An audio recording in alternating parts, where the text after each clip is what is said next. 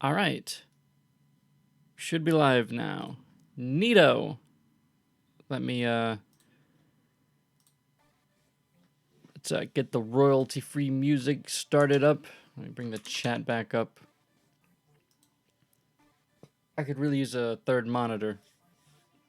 Anyhow, I'm streaming again. I'm doing another streaming. Maybe I'll do this daily. Who knows? But last stream seemed fun, so I thought, I'll do it. I'll do it again today. I'm not gonna be able to stream as late as last time, but anyhow, wasn't zetetic a synonym for skepticism? Not sure. I'm not sure what it meant originally, because I'd never heard the word before started talking about flat earth stuff. But that's what we're talking about today, the flat earth Zeteticism. And it was Samuel Burley Robotham who wrote Zetetic Astronomy, aka Earth Not a Globe, who first used the word zetetic in reference to the flat earth. At least according to the Flat Earth Wiki. That's what the Flat Earth Wiki says. I'm not gonna bother to fact check that. Basically, according to the Flat Earth Wiki, Zeteticism is basically the scientific method, but without the hypothesis. They go from observation to conclusion. I guess it's really kind of confusing. We're gonna go into it, and we're gonna figure all this out, because I'm pretty sure it's all just an excuse to ignore scientific evidence. That's pretty much what it seems to be. But we're going to have to go into it and put it in my book. I'm still writing that book.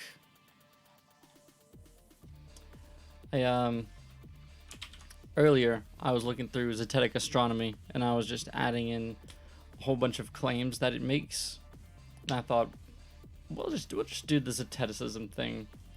And I believe this is the one thing that I thought was going under the philosophy section.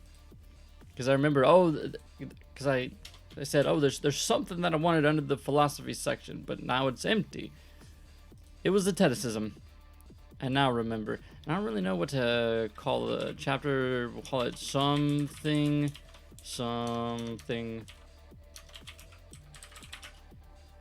Zeteticism. There we are. So hello everybody.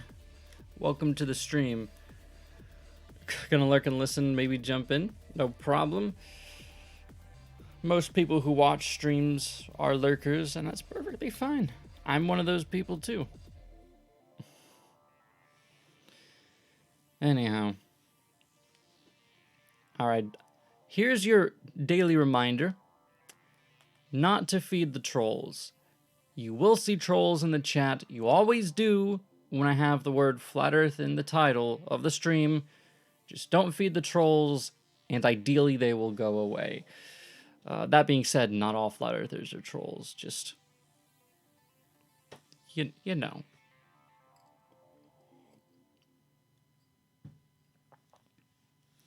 Anyhow. Let's dive into Zeteticism. So, Flat Earth Society Wiki says, I know, not all flat earthers, not everybody likes Flat Earth Society. This is just the best place we have to get a first look at Zeteticism. Zeteticism is a system of scientific inquiry. Let's zoom in so that this looks better in 720p that I'm streaming in. Zeteticism is a system of scientific inquiry. The word is derived from the Greek verb who cares. A zeteticist is a person who practices Zeteticism. I guess if you can just make up whatever you want, go ahead. Zeteticism differs from the usual scientific method in that using Zeteticism, one bases his conclusions on experimentation and observation, rather than on the initial theory that is to be proved or disproved. A zetetic forms the question, then immediately sets to work making observations and performing experiments to answer that question, rather than speculating on what the answer might be, then testing that out. I could use a couple commas. I also like how a zeteticist is a person who practices Zeteticism, but then they use a zetetic to mean that exact same thing. That threw me off.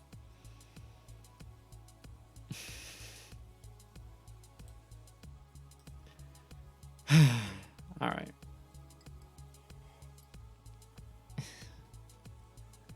Just messaged FTFE, said he'd love to have you on his show. Thank you, but I don't need you guys messaging other people, because then like it gets like way complicated on my end, because then I have people talking for me. I appreciate it, but when the time comes, I'll chat with him. Okay? But I guess I have to do it now. Yeah, I'll talk to him on my own time. We'll see.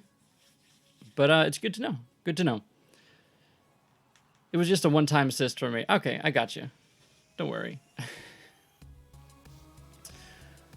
So, he has an example. For example, in questioning the shape of the Earth, the zetetic, not the zeteticist, like he said in the beginning, the zetetic does not make a hypothesis suggesting that the Earth is round or flat. So basically, they say they're skipping out the hypothesis part, because apparently there is an issue with the hypothesis. And I'm guessing the idea is that, you know, they're not making any assumptions. But in doing that, they totally miss what a hypothesis is for. But let's go straight to the source. This Samuel Rowbotham. Here. Also here, but this is a little easier to read. If we can zoom in. Just for you mobile users. The term zetetic comes from the Greek verb who cares, which means who cares. It is used here in contradistinction. When was this written? 1881. You see, I don't know how much of this is from just this being 1881 English, and how much is it how much of this weird language is from him being crazy. Who knows? From the word contradistinction, from the word theoretic, the meaning of which is speculative, imaginary, not tangible, scheming, but not proving.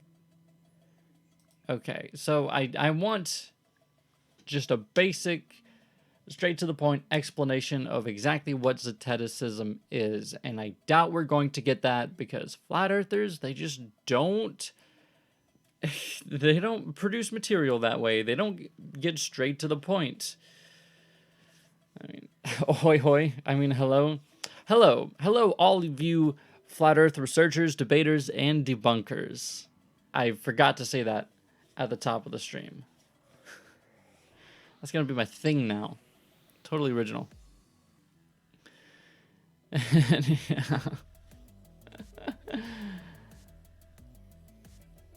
So, how are all of you doing? You guys ready to learn about Zeteticism? Because I'm not.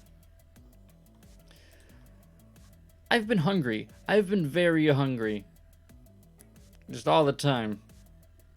I need to go grocery shopping again, because there's not a whole lot that I want to eat, but I've just been starving. I might be slightly sick.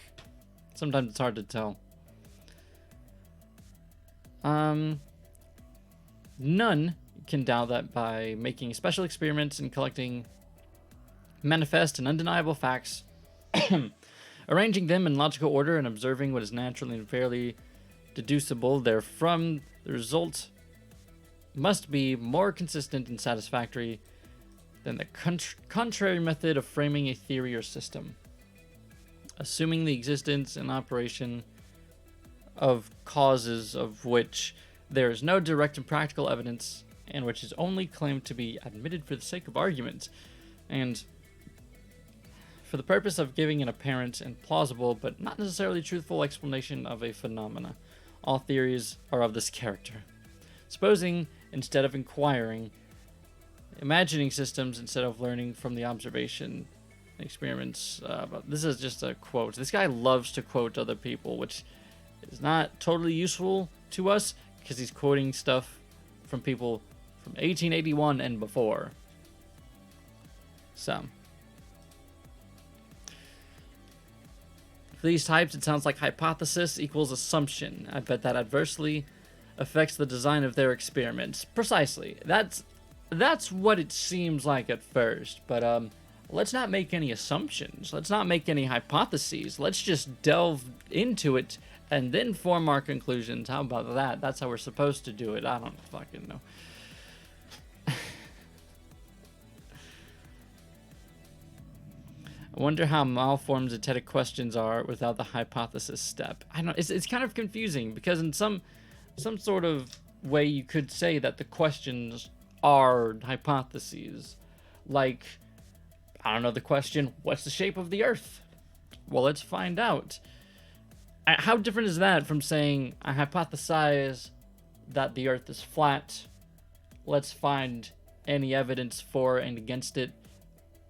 What's the difference?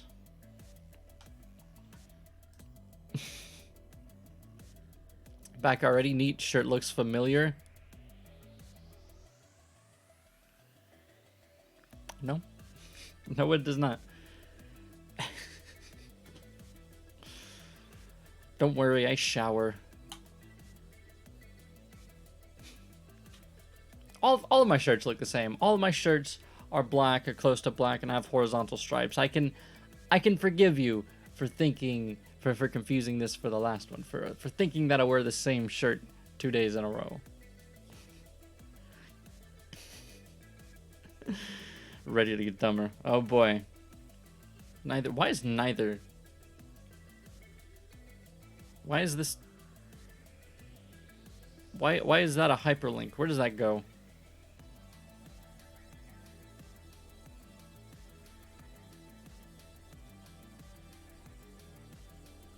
Oh. Oh, is that a? It's a spelling error. I didn't even realize. What is this, page 2? I'm gonna have to come back to 102. There was something I was doing over there. It's page 2. Oh, that's funny.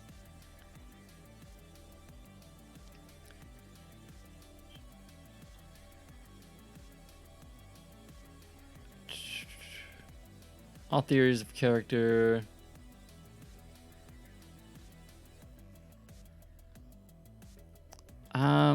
Where was it? So it was before Copernicus. That's like right at the end of page 2. Which would be this.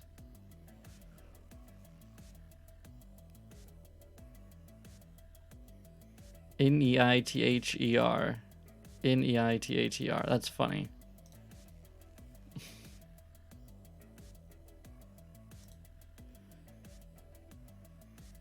I guess,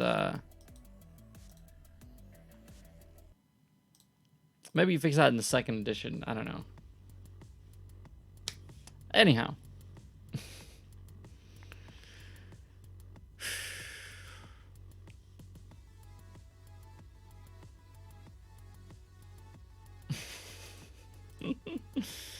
So. Let's go to the end of this quote. See, this guy loves to quote, and I don't want to quote like, because I'm quoting sources in my book. I don't want to have a quote with a quote in it, because then I don't know what the original source is. I mean, I do, because he tells me in footnotes, but like some of this shit I'm not gonna be able to find. Like Liebig's agricultural chemistry, page 39. I don't want to do that, you know. Let the method of simple inquiry, the Zetetic process, be exclusively adopted. Experiments tried and facts collected, not such only as corroborate an already existing state of mind, but of every kind form bearing on the subject, before a conclusion is drawn or conviction affirmed. I think that's the best explanation we're gonna get.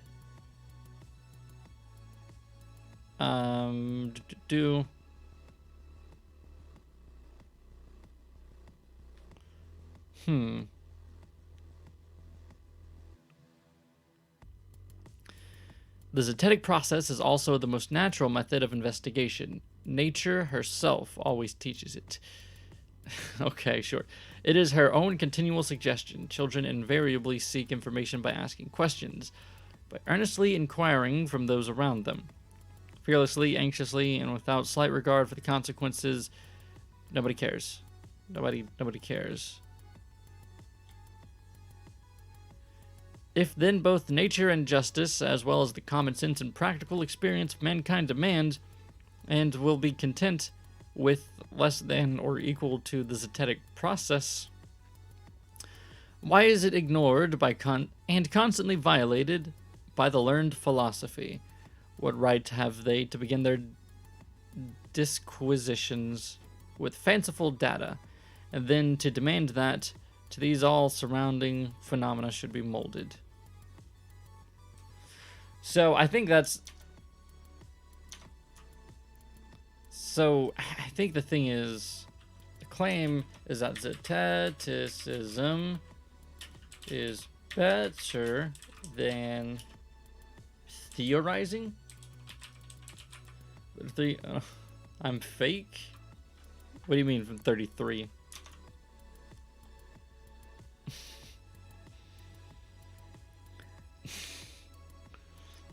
Good afternoon, fellow Globers. I prefer Globetard. 33 in the chat. Oh, okay.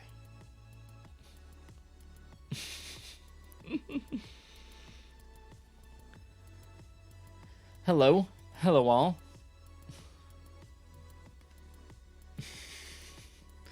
Got my NASA £6.66 check in the post today.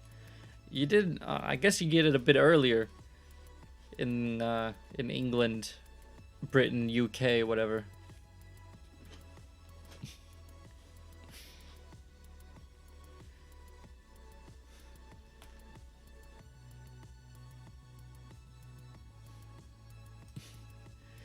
Anyhow, what's your actual name, if you don't mind me asking?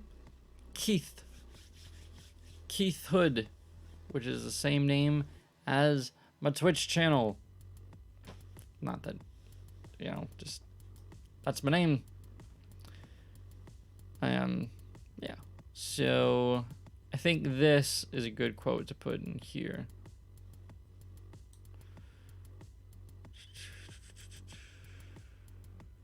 So, I think it's, he doesn't give us a straight explanation of Zeteticism. He just goes straight into quoting other people. It's fine.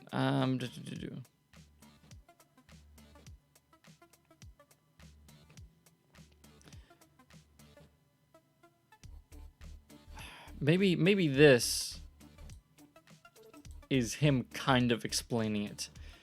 It says, which means to search for or examine, to perceive by inquiry, to take nothing for granted, but to trace phenomena to their immediate and demonstrable causes. I don't think that's exactly what that word means, but okay. What does Zeteticism offer as its validation for falsification process? I honestly don't think they thought it through that well. But their validation or falsification process is look at it and then come to your conclusion. If you came to a wrong conclusion, then something else you'll look at will be different. Then you come to that conclusion. I don't know. Look at page 33. It's where all the flat earth proof is. I don't think it is. I'm going to go to the real page 33. Where's my cursor? It's here because they're like, this one is 2 pages off. Page 33. I doubt it's anything interesting. But that's only because there's nothing interesting in this book. Let's go. 33. The subject of perspective. Oh, God. You bring me straight to flirspective. Vanishing point. My God. No.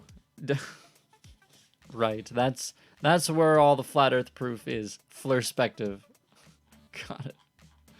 Thanks a bunch. Zeteticism is just the doctrines of schools of ancient extreme skeptics who suspend judgment on every position. I can see that.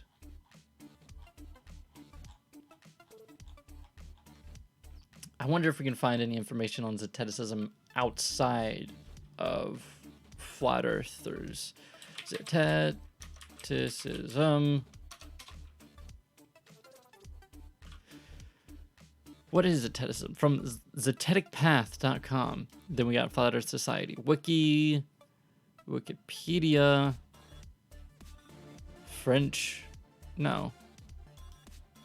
And then Rational Wiki. And then Merriam-Webster. Proceeding by inquiry. Yeah, I can definitely see this being like the OG skepticism, kind of. Obscure English word. Objective means proceeding by inquiry, investigating, and thus, when used as a noun, inquirer, has been used as something like synonym skeptic at least twice. The word was used by flat earth advocates, Samuel Robotham. The word appears to be popular among modern-day flat earthers. The original name of Skeptic Inquirer magazine was The Zetetic. Interesting. In the flat earth sense, the term refers to flipping the scientific method on its head and deriving one's observations from testing, with no regards to any hypothesis. Of course, if you did any scientific inquiry this way, you'd end up that a sphere is flat because it looks flat to a relatively minuscule observer on its surface. Of course. Thanks. So, zététique is a French term for the application of the scientific method. Maybe Robotham was French. Eh?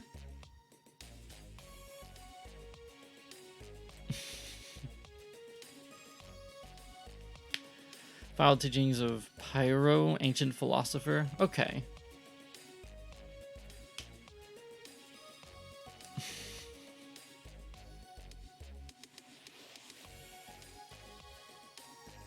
All right. Here's the Zetetic path. Why is Zeteticism?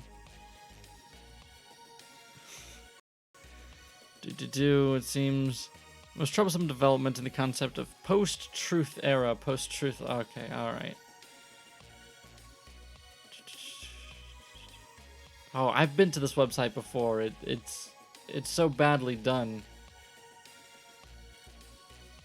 I think.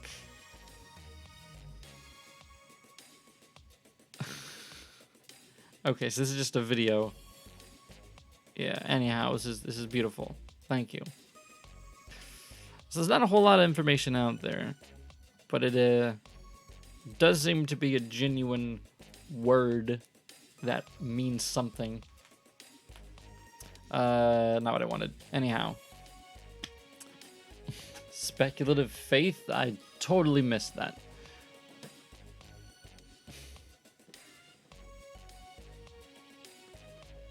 Anyhow, you mind the perfect balance, PH buddy?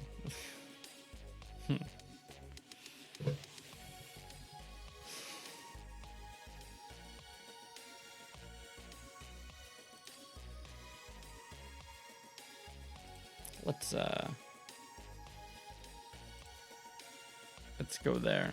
Try repeating Zeteticism over and over again really fast. Zeteticism, Zeteticism. There we go, did it. Yeah, it's a bit tough. So why are they going with the whole no hypothesis? To do collecting manifest and undeniable facts, arranging them in logical order, observing what is naturally fair. The result must be more consistent and satisfactory than the contrary method of framing a theory or system, assuming the existence and operation of causes of which there is no direct and practical evidence, and which is only claimed to be for blah blah blah. God damn, that's a really long sentence. Instead of giving apparent and plausible, necessarily truthful explanation of the phenomena. All theories are of this character. Like the flat earth theory? I think this is the best explanation we can get. So what is this? Page 2? No, page 3. All theories are of this character. Yeah, so these page numbers are off from these page numbers. I believe this was the second version. I thought this was the second version as well.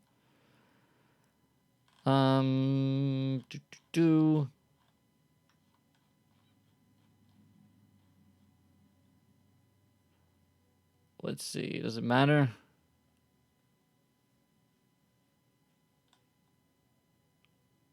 I think it's the first version.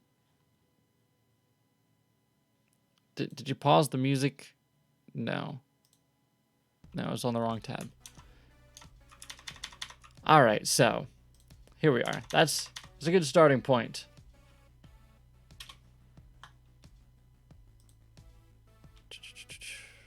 I'm gonna have to rename that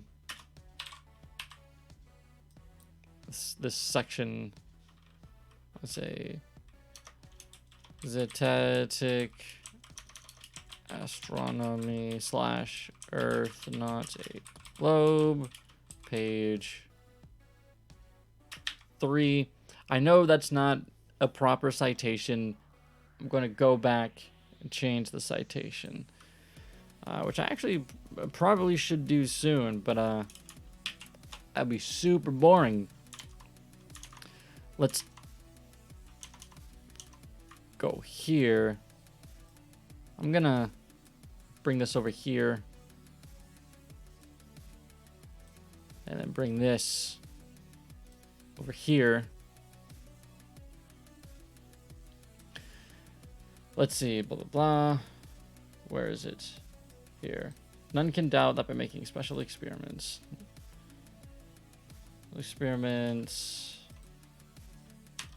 and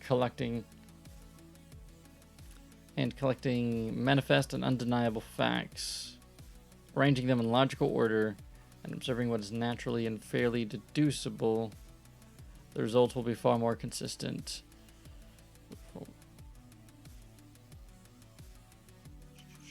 Right, yeah. Maybe I should... Yeah, because maybe I should find an original copy of the second edition, or like a scan of it. If you don't finish this soon, it'll be too late. FE is all but over. Yeah, I get that. Totally understand that. But for one, you guys are still watching, and two, it's just, I don't know, it's just fun. I don't know. That's kind of what I'm struggling with my channel right now. Because, like, Flat Earth is all but over. That's kind of true. And I'm not sure what else to talk about. Because what I used to talk about, religion, or proofs of religion, it's not as popular a topic as Flat Earth either. So I don't know. But I think I'm going to be streaming this more often because it's fun. And yeah. Maybe I will, maybe I won't.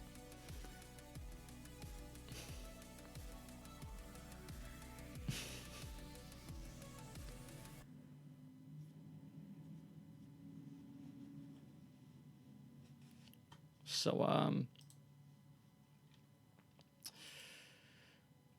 any here, blah, blah, blah.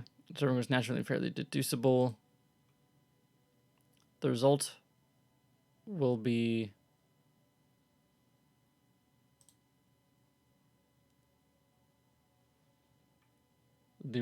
far more consistent and satisfactory. The result will be far more consistent and satisfactory than the contrary method, than by framing a theory or system.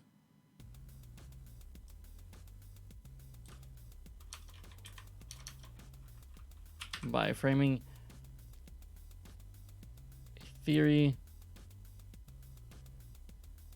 or system and assuming the existence of causes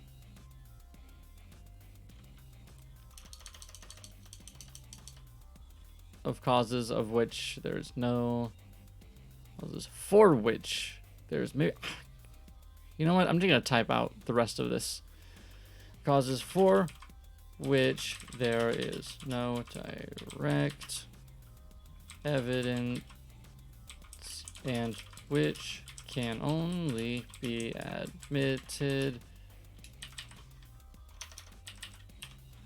for the sake of argument. All theories are of this character.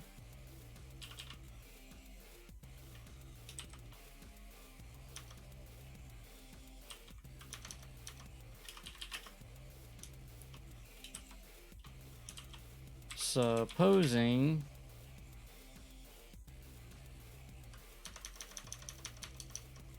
you know what? There we are.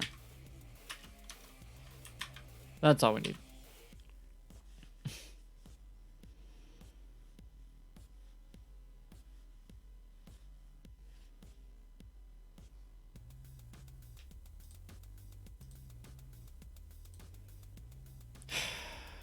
If you want a successful channel, cats and cooking are your best. Cats equals loonies with cash to spend. Do you think people who watch cat videos have a whole lot to spend?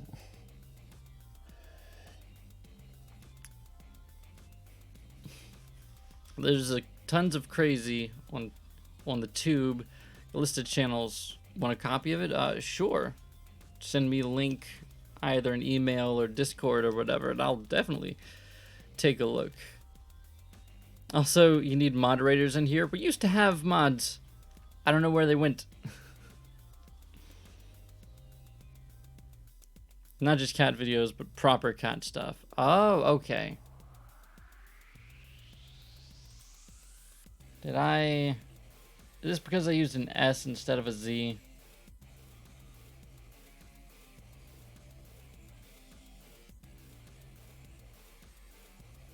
No. No, because I typed the wrong word, that's why.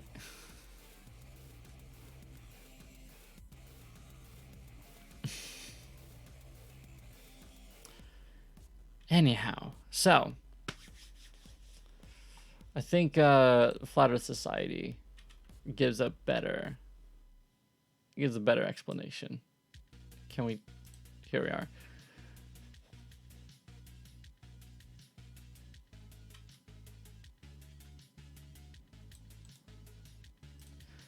So, Zeteticism differs from the usual scientific method in that using Zeteticism, one bases his conclusions on experimentation and observation rather than on an initial theory that is to be proved or disproved. A Zetetic forms the question, then immediately sets to work making observations and performing experiments to answer that question rather than speculating on what the answer might be, then testing it out. I could use a couple commas, but fine. Maybe I should put that first.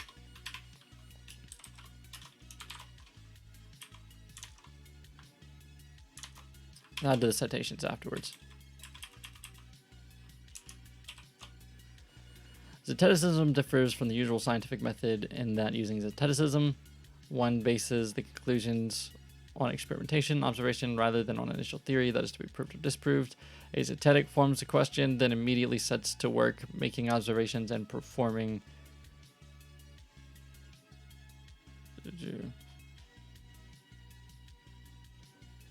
Run-on sentences. I mean, I didn't expect much better from flat earthers, but it's making it difficult. Observations and performing experiments to answer that question, rather than speculating on what the answer might be, then testing that out. God,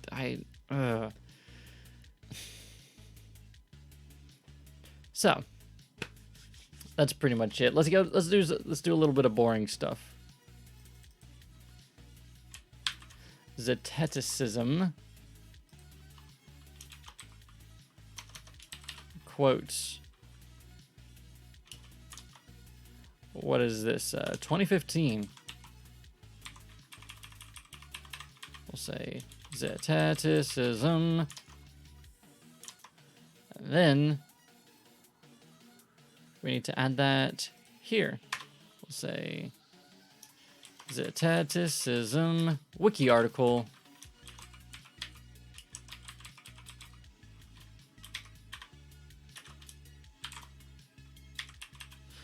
What is it? 2015. No. December 28th? 26th. Day after Christmas, 2015. Somebody was editing this wiki article because he had nothing better to do. I suspect Zeteticism fails to account for and eliminate personal bias before forming its questions and experiments. Yeah, pretty much. I find it seems to me that Zeteticism is more of an excuse to dismiss scientific evidence, dismiss scientific theory, and just to go off, do their own thing under the guise that they are inquiring by themselves.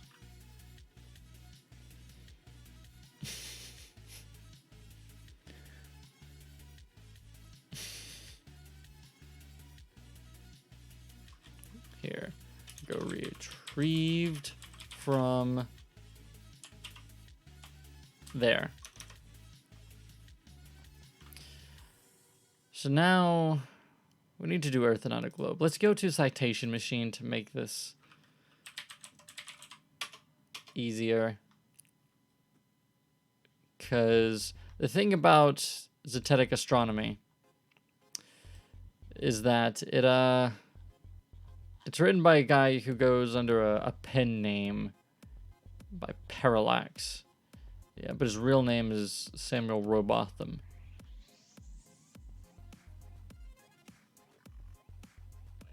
Anyhow.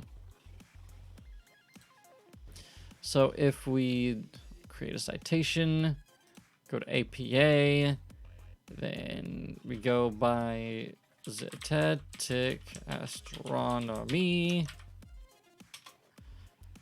C. So create. Lulu.com 2017. Interesting. Earth Not a Globe. It is not 2018. I'm looking for the 1881. Earth Not a Globe. John Hampton. Publisher not identified.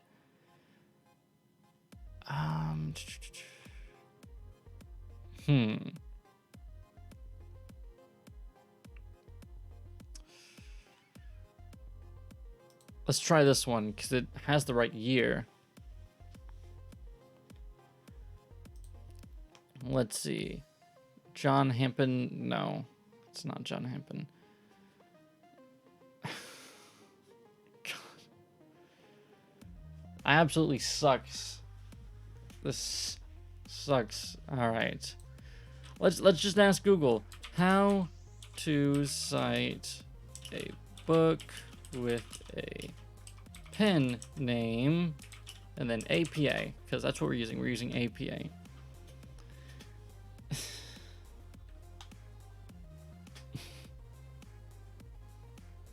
Flat Earth sits on pillars of Nathan Hoaxley's bedroom toys. Oh boy.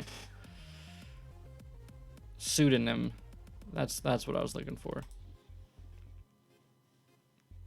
So I know it's super interesting learning how to cite things, but it'll make it so much easier if we do this now. Then we can go back into the whole Zeteticism. Right, Mark Twain or Samuel Clemens. Basic guidelines suggestion for citing pseudonyms. Pseudonyms can seem tricky at first, but it becomes much simpler when you take into account one of the APA styles. Key mottos: cite what you see. Okay, when it comes to citing the author, cite whatever name is used by the source, whether it be real name or pseudonym. Okay.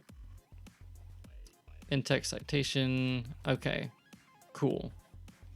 However, some pseudonyms can still be difficult to cite. Like, what if it's citing work by Dalai, for example? You cite them as D. No, you wouldn't. Okay. Okay, so fair enough. We just cite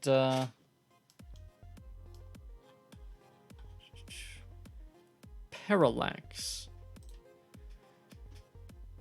Should we use author? Parallax.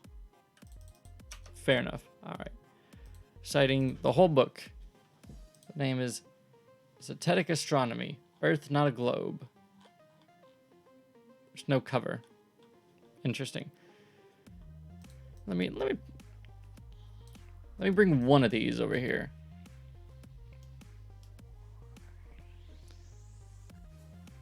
Earth. Zetetic Astronomy. Earth, not a globe.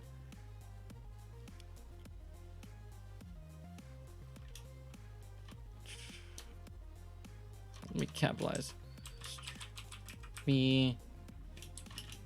Earth, not a globe.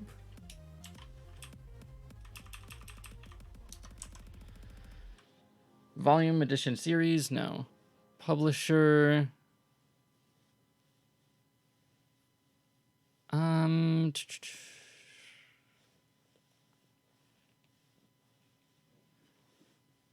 City.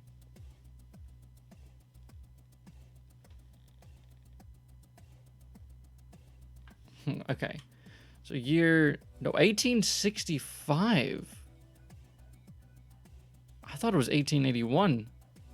This is 1865? This is even older than I thought. Then let's go back. Let's go back. Citation, machine. APA. Zetetic Astronomy. 1865. Earth, not a globe, especially. There you go.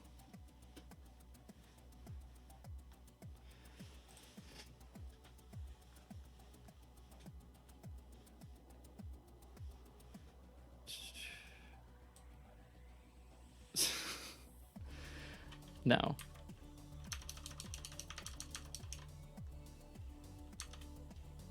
What? Okay. I don't think we include the subtext. So, anyhow. London, 1865.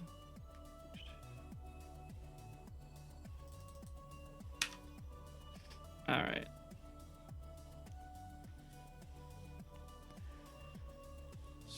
What? How?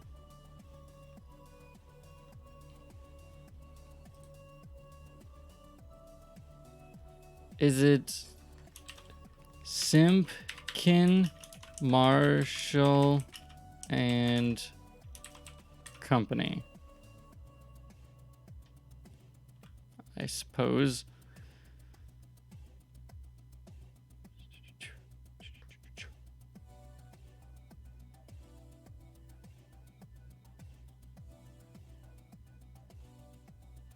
I think this is the publisher. No, here, right? Anyhow, anything to do with space is real. So everything can be proven. Oh boy, you guys are still at it in the chat, still arguing.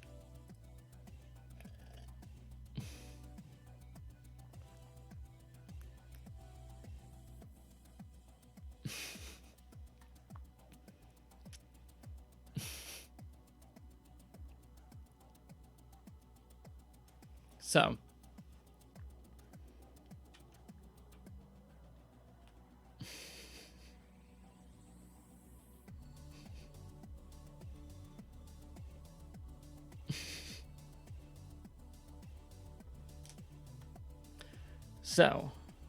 let's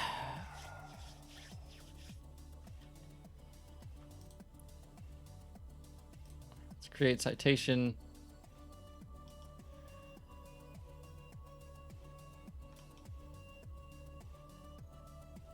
Wait, what? No. What? Why does it not cite parallax? Sucks.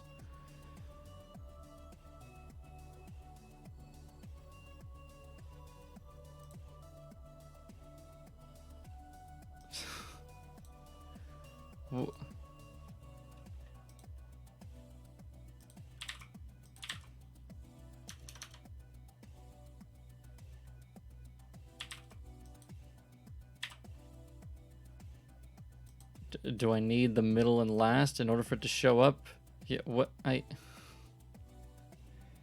right, because it had to shorten the first name. All right, anyhow.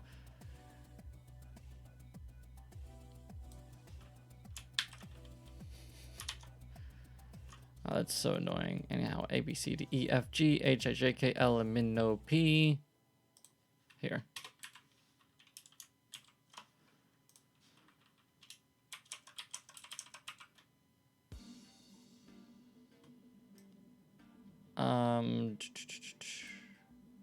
There we are. Zetetic astronomy, Earth, not a globe.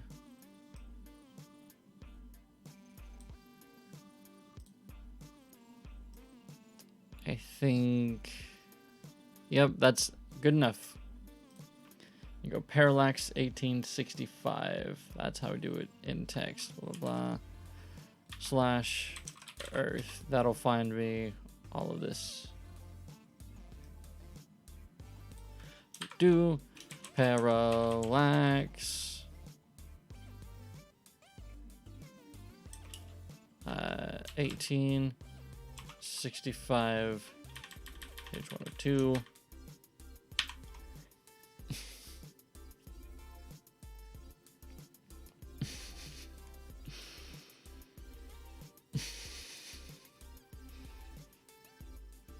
Oh, jeez.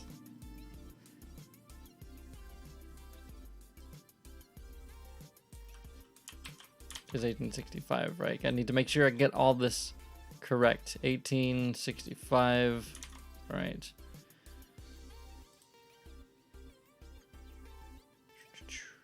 Do.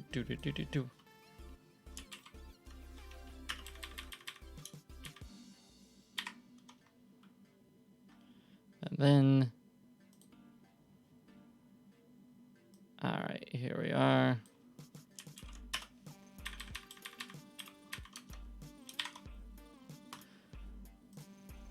Sorry, I know this is kind of boring, but half of writing a book is indeed incredibly boring.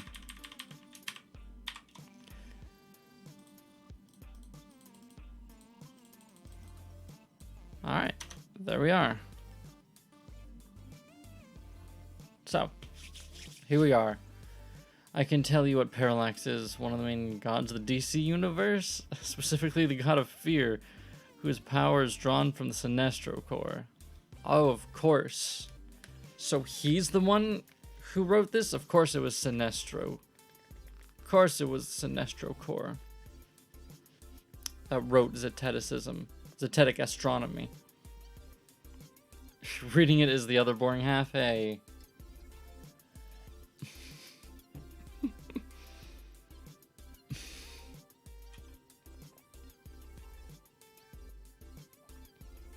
So, quotes we have, Zeteticism differs from the usual scientific method, and that using Zeteticism, one bases its conclusions and experimentation off rather than initial theory that is to be proved or disproved, and rather than speculating on what the answer might be, then testing it out. None can doubt that by making special experiments and collecting manifest and undeniable facts.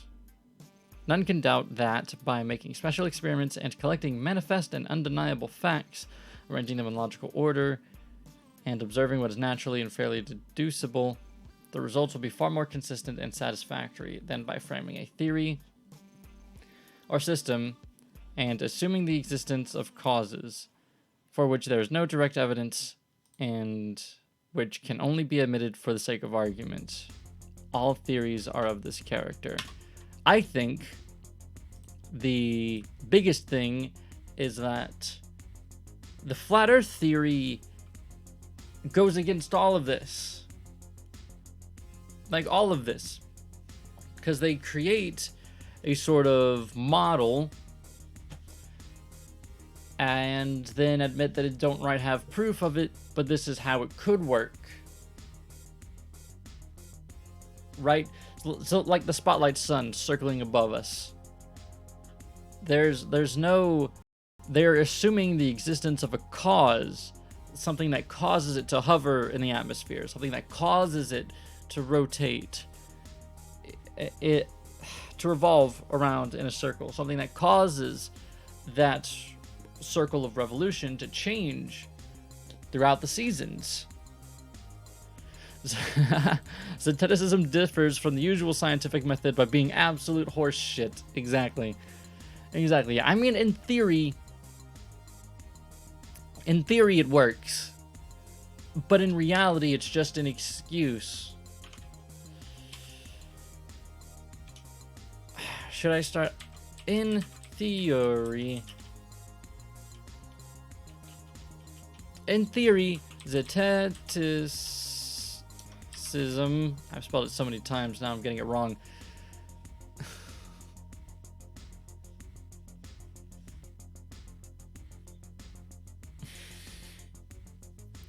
All books to be written in comic book format.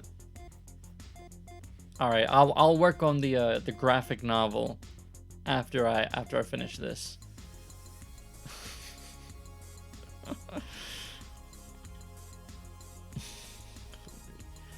So, in theory, Zeteticism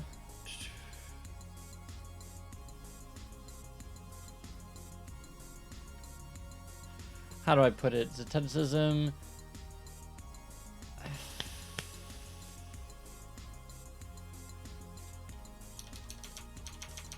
in theory, there should be no issue with the flat earthers' idea of Zeteticism.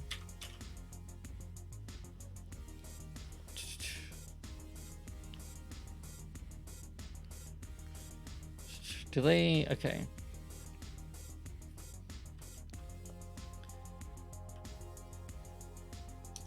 I'll say being essentially a scientific method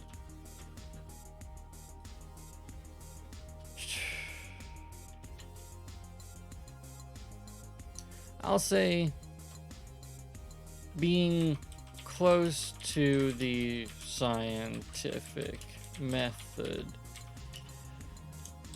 However, in practice, It is used as an excuse.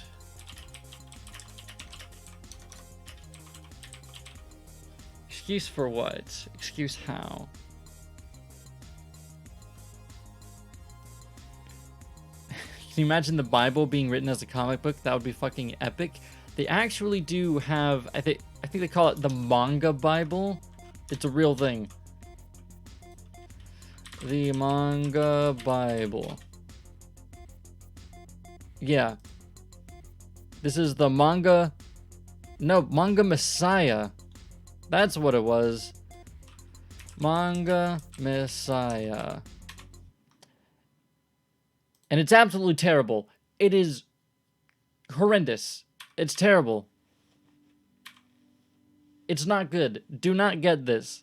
But it has been done. This is essentially the New Testament in manga format. But I don't think it's actually manga because it's American.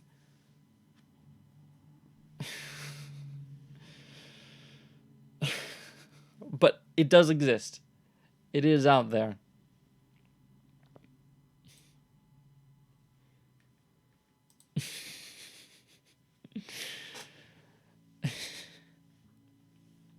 If you are interested in this sort of thing, there's a manga and an anime. I think it was actually an OVA, which is like Japanese movie kind of. Anyhow, that's their like direct to video, direct to DVD sort of thing, if I understand correctly. But they have a manga called Saint Young Men or Seinto Onisan, which is basically, it's a slice of life manga, but it follows Jesus and Buddha, who live together in an apartment in Tokyo because they're like on vacation. So they spend their vacation in an apartment in Tokyo, and it's hilarious. If you have the it might actually be getting an English translation soon. I've only watched the fan subs of the anime, the OVA, and the movie. And it's great. It's hilarious. It's fantastic. My wife has a massive manga collection. I call them mangoes to annoy her. That would definitely annoy me. Although at first I thought it was hilarious to call them mangoes. So I guess I can understand.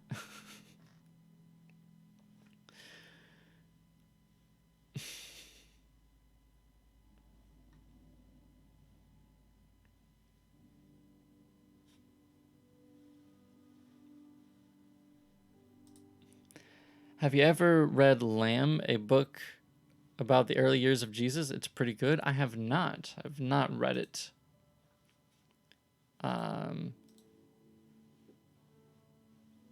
Don't forget to create a title page for your research paper. Thank you. Thank you for reminding me.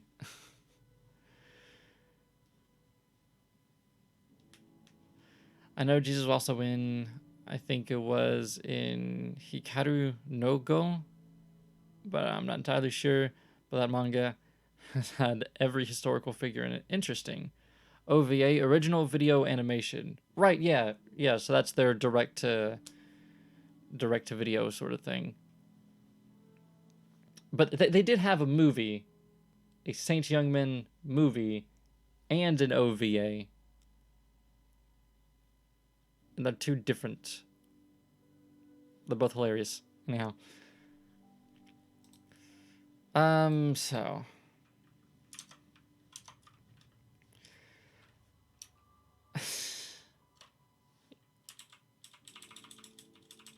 I didn't need to.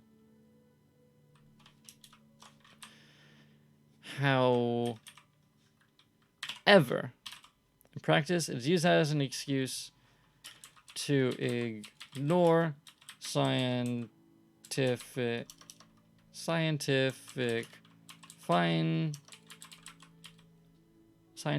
findings, or say scientific observations, scientific findings, scientific proof. I'll say findings for now.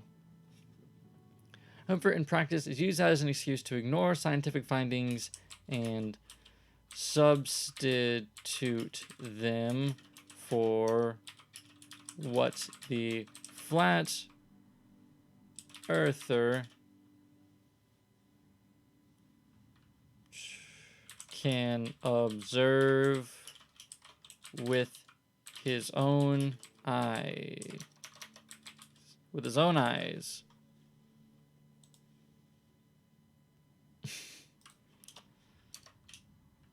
Does this help? I don't know if I capitalized that. I don't know. I've been capitalizing it for this long. Alright, genuinely can't wait. Soon I'll have to prove that Mars is flat. Saint Oni-san is also known as Saint Young Mitten. Yeah, I thought it said that. Pretty sure it did. It said Saint Young Mitten, or Sainto Oni-san.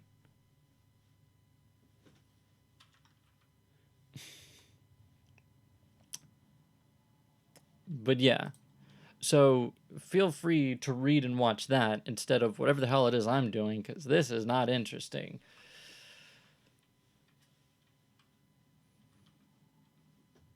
And I'll add a furthermore, the flat Earth theory contradicts their ideas of Zeteticism entirely. Add that to dictionary, please. Go away. Contradicts their ideas of Zeteticism entirely.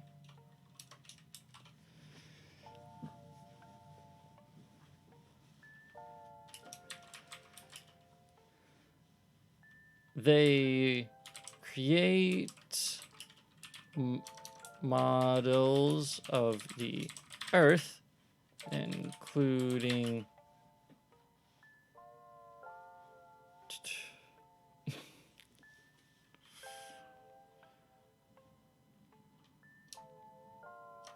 they create, do I say, how do I put this? Hypothetical and theoretical models, or do I just put models? They create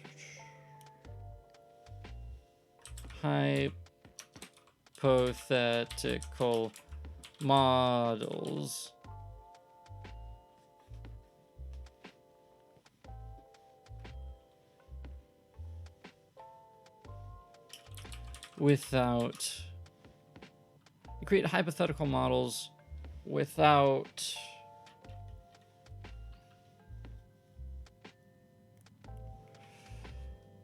like complete proof.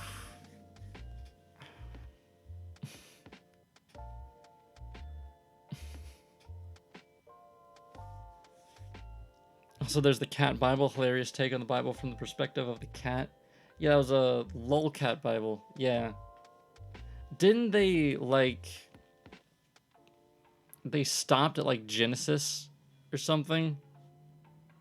I remember looking that up once, and they only had, like, the beginning of the Old Testament, and it's kind of stopped. Can't say I blame them, though.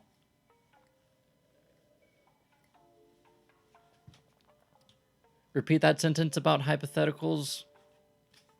They create hypothetical models without conclusive evidence of like every aspect of the model. I'll say without conclusive evidence of every aspect. A good example is the spotlight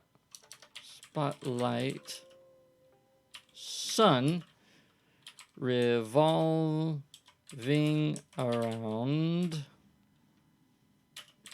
the North Pole. I don't think I capitalized that. the North Pole.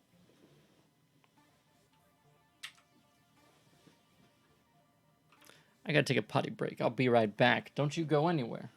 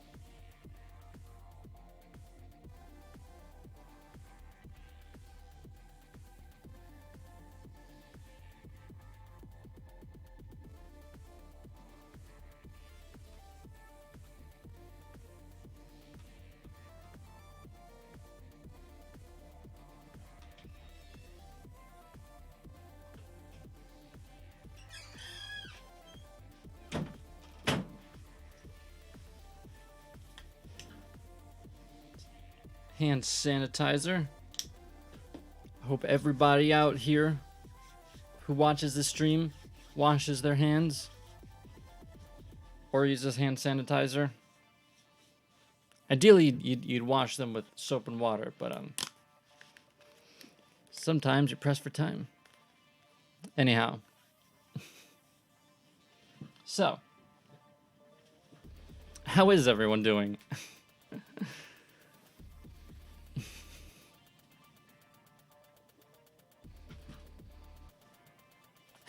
All right. So, contradicts their idea of Zeteticism entirely. They create hypothetical models without conclusive evidence of every aspect. A good example is the spotlight sun revolving around the North Pole. I'll say, to the modern flat earther, the sun and moon must be close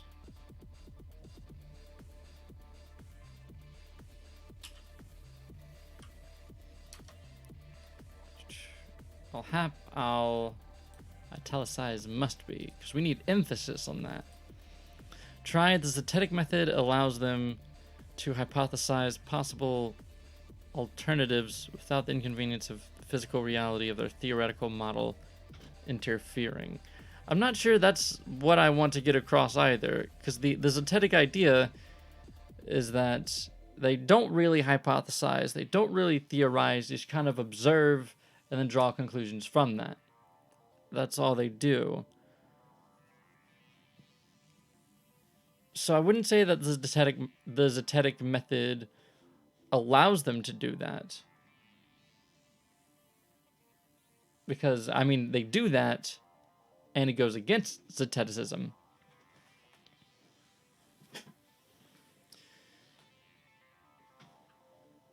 They create hypothetical models without conclusive evidence of every aspect.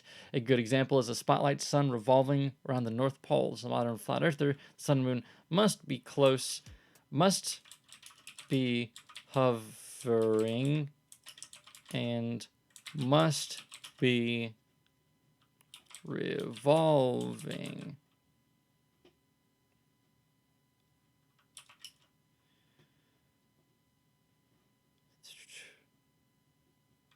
However,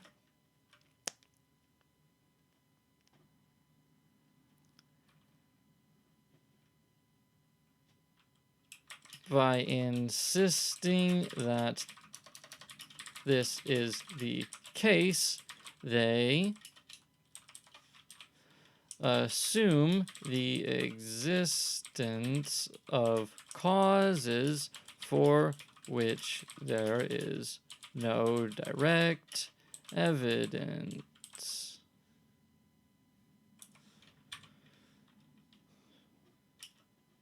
Just like Robotham. All right, stop my music. It's a music playlist. I don't need to.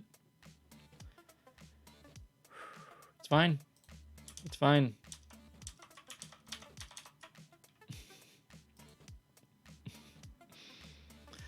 A scientific theory is a hypothesis that has not been disproven, despite best efforts of highly qualified professionals in the scientific community to do just that. Right.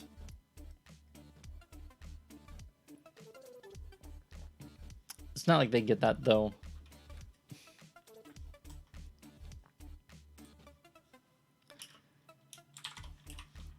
Or parallax.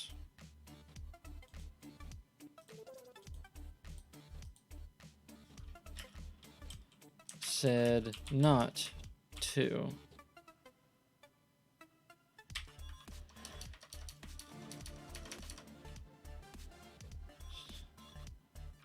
Let's see.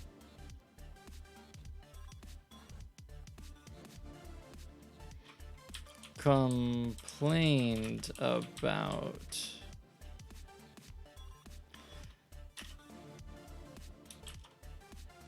What force keeps the sun and moon hovering above the surface of the earth without crashing, without falling? I'll just say hovering above the surface of the earth. What force, what centripetal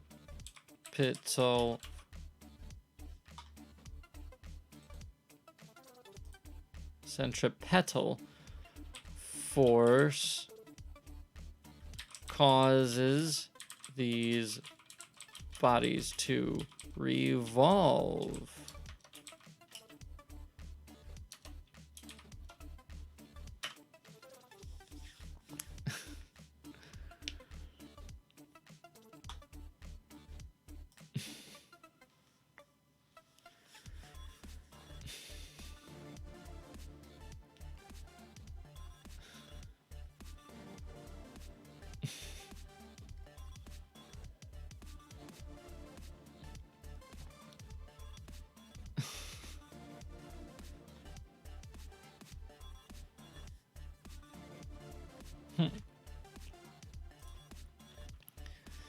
What centripetal force causes the bodies to revolve? I have yet to see any answer, much less a satisfactory answer to these questions from flat earthers.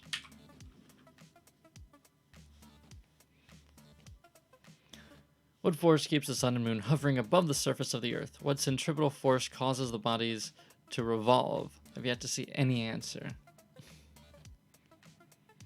Real knowledge comes from personal experience. Get a telescope and look at the moon for yourself?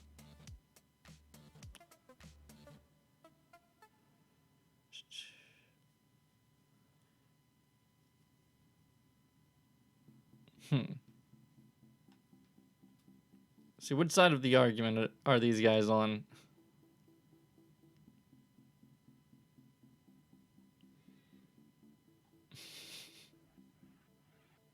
They don't revolve, they pendulate on the long cords powering the spotlight, sun, and moon. Boy. Oh boy.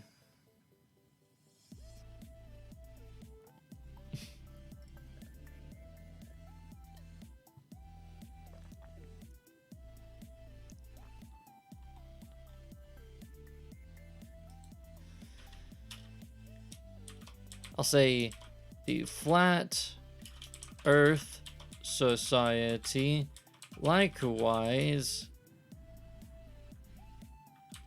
does not satisfactorily explain what causes light to bend in their electromagnetic acceleration hypothesis.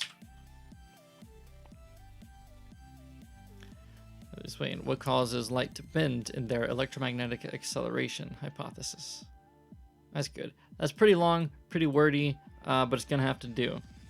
I want to add a little bit here. In theory, there should be no issue with flat earthers. With the flat earthers' idea of Zeteticism being close to the scientific method.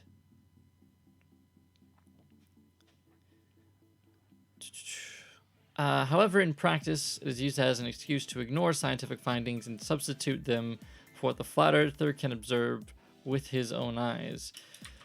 This then leads to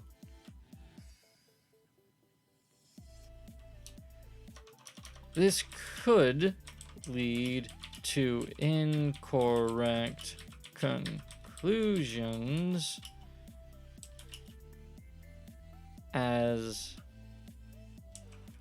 one would have difficulty observing the curvature of the Earth directly,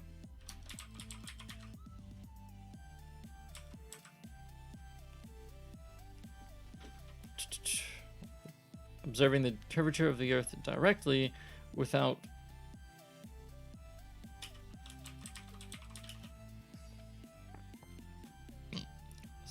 going into high altitude, without being in high altitude, without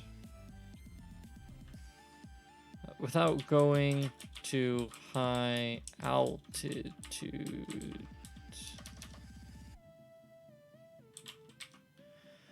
Without going to high altitudes. I'll say sufficiently high altitudes. So, no, I don't know. It always comes in our eyes and forms our retinas can't process like gamma rays, but only time no lights when a system is isolated or solid light blocks it.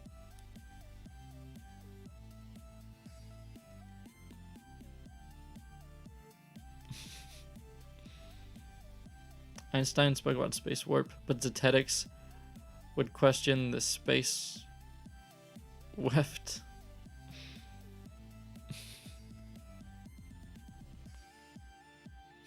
No perspective. Just like we see train tracks connect to the horizon, even if they are parallel and never connect, our field of view is naturally limited. Interesting thought. Interesting thoughts going on in the chat.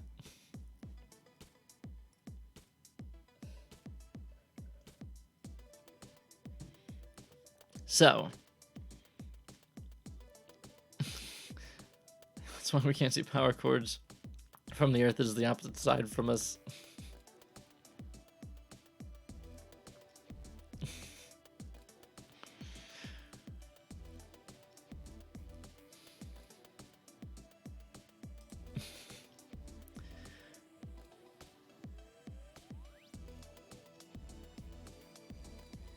The equation to calculate curvature is not 8 inches per miles squared.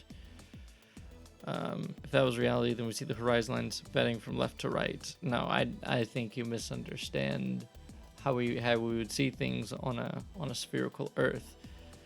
But since you brought up the idea of 8 inches per mile squared, let's go to this book. Let's go to the section on 8 inches per mile squared. What is that? The geometry section? Yeah, 8 inches per mile squared. Ah, fuck, I haven't written that part yet. Anyhow. I could have sworn that I did. Must have written in a different section. Ah, goddammit, bear with me. You have to save. I'm embarrassing myself.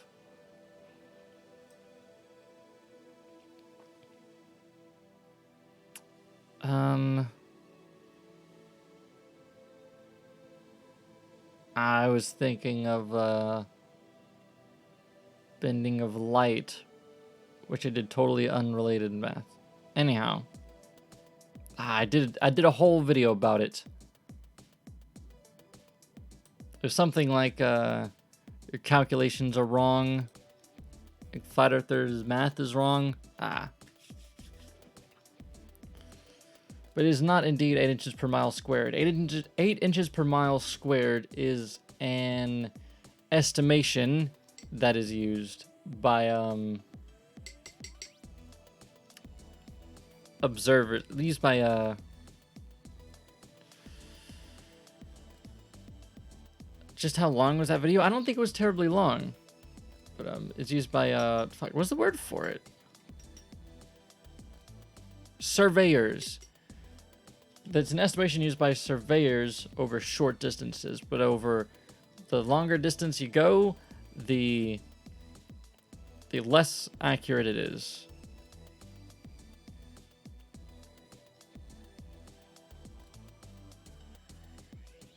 That estimation has been provided by the likes of NASA as an estimation. I'd like to see a source for that. I'd like to see NASA saying that the entirety of the curvature is 8 inches per mile squared, and that it works for over 10,000 miles.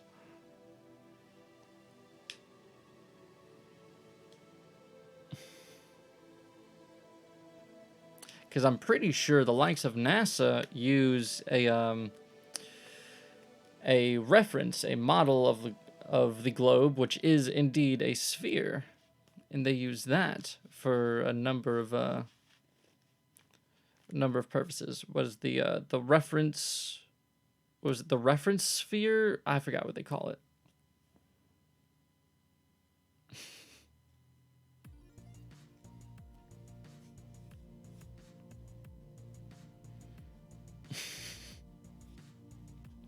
Anyhow, let's go to the 8 inches per mile squared.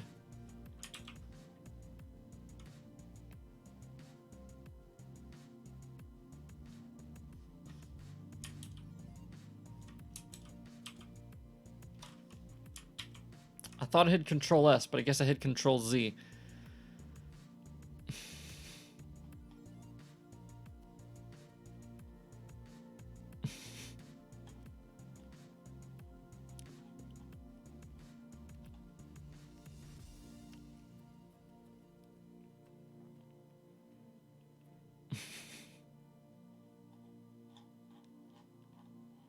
Anything else that we need on Zetetic astronomy before we move on? Anything else?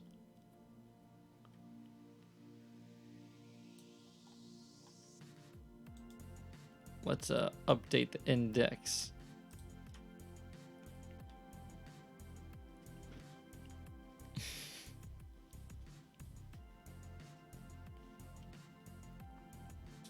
Let's see. Flutter site likewise.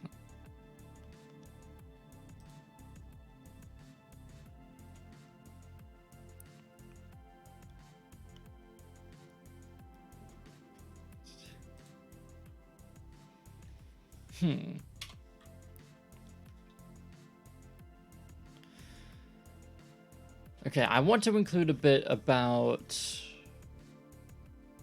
their fears of theories are unfounded.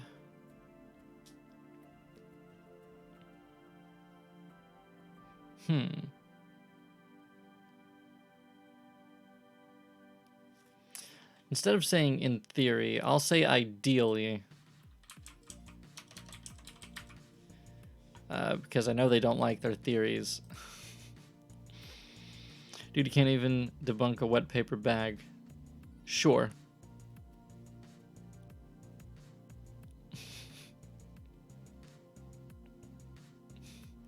I don't think anybody could debunk a wet paper bag Unless it was on like a bunk bed, then you could just kind of take it off. But otherwise, like, how the hell would you debunk a wet paper bag?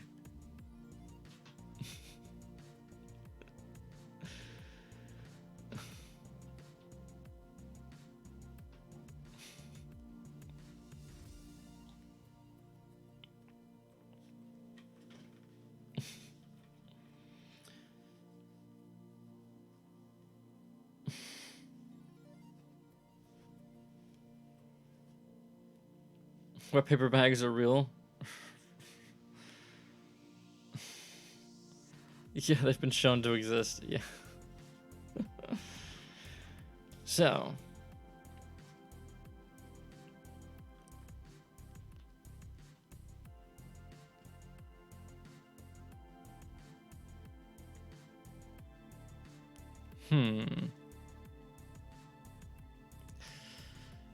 Because, oh, thanks for the $5 more, Copernicus thinker. I appreciate it. Very generous of you. You got that little mic drop sticker. Can't really see it on screen, but I see it in the super chat. Thank you.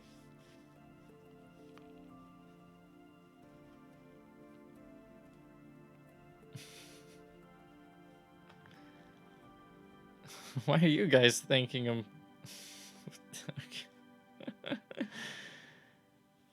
I mean, you can appreciate it. I certainly appreciate it, but I don't understand. The money could have gone to NASA. Darn. Like NASA needs it, and actually could use. NASA could actually use a little bit more money. Because the only way they got to the moon was because they had like 5% of the national budget, but since then they've dropped down to 1%. And I think they might have gotten a recent boost. I'm not sure. But they actually do need more money if we want them to do things like go back to the moon, have more explorations on Mars, these sorts of things. But that's like billions of dollars. So.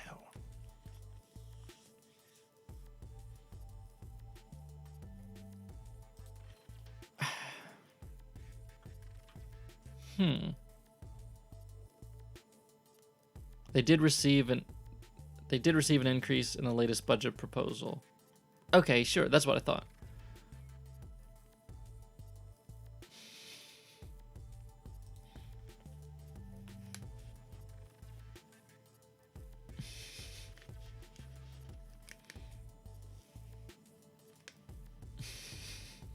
God. This is the last time I put Flat Earther in the title of the stream. Jeez. Every now and then I hear a train, but I never hear it. Is that in the song? No idea. So, Zeteticism seems to have a fear of theories and theorizing. It isn't in the song. God, that's so annoying. Is that music to people? Anyhow, so Zeteticism and Zetetics, they have a fear of theorizing without solid evidence.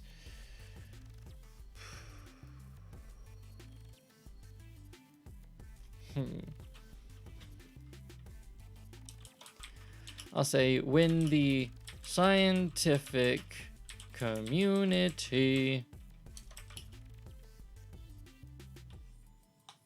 How did I...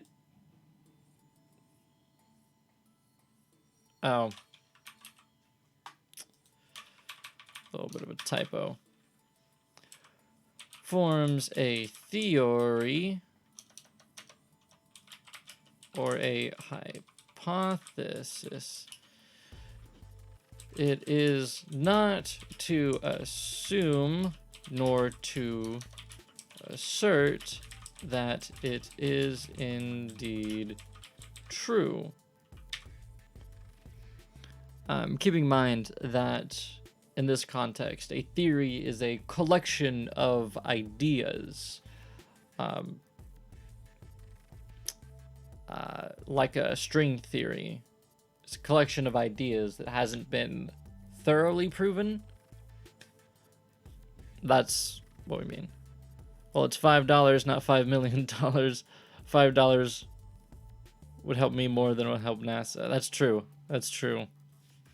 But then again, $5 million will be better than $5.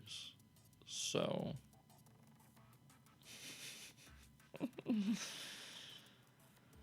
oh boy.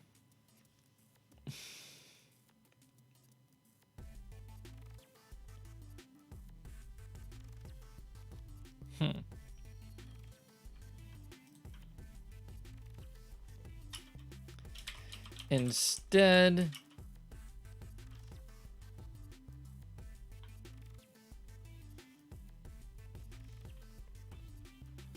I'll say these hypotheticals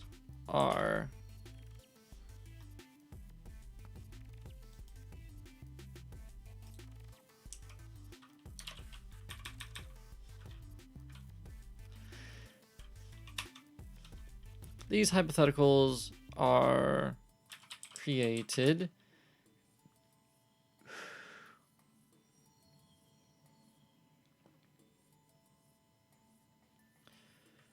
to test and thereby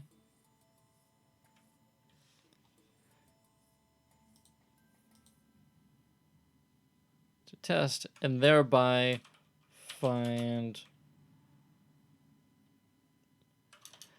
thereby discover more about reality.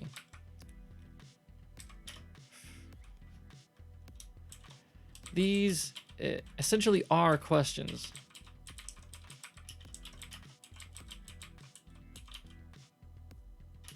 To be answered. These essentially are questions.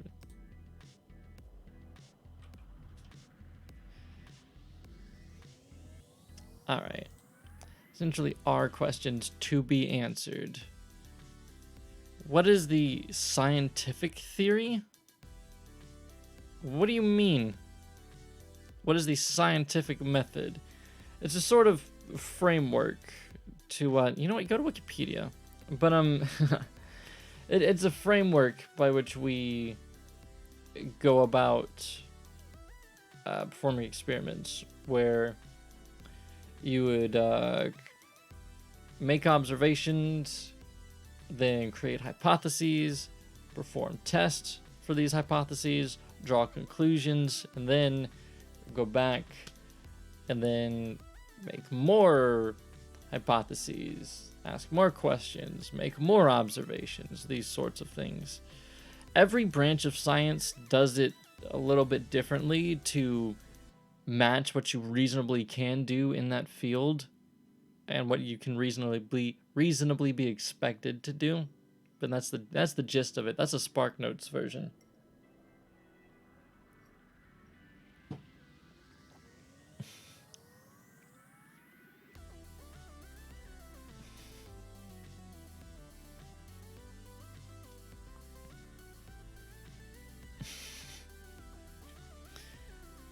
These essentially are questions to be answered.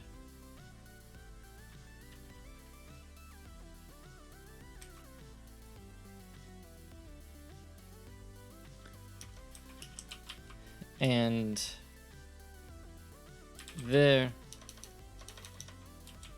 so they should not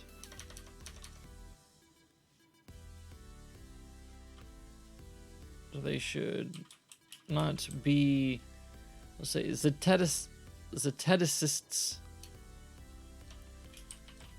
So Zetetists, that is how they spell it up here, isn't it? I guess we're dropping frames.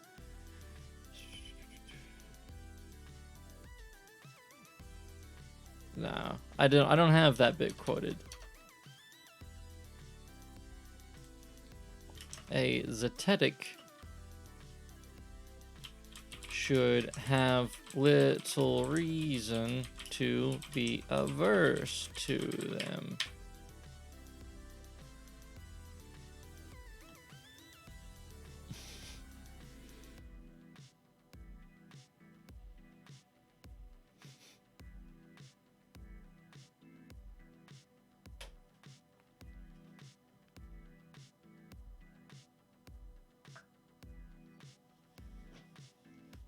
Where is... Aha, here it is. In my bag. This is what I need.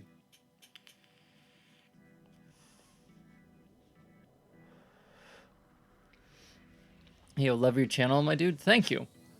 I'm glad you like it, and I hope you like the streams. Just, be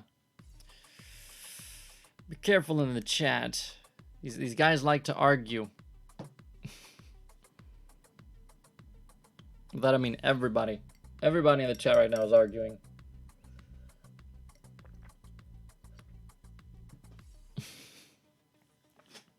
So, when the scientific community forms a theory or a hypothesis, it is not to assume nor to assert that it is indeed true. Instead, these hypotheticals are created to test. I'll say to be tested. Be tested and thereby discover more about reality. These essentially are questions to be answered. So a zetetic should have little reason to be averse to them.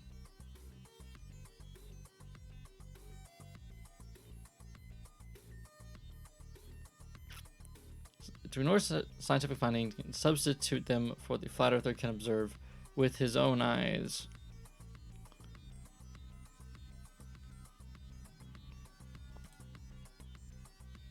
This can lead to incorrect conclusions, as one would have difficulty observing the curvature of the Earth directly without going to extremely high altitudes.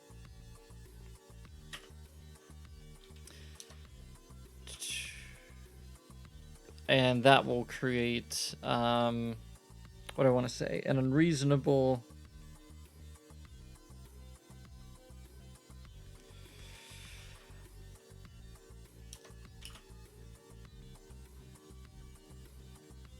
And I'll say, creating an unreasonably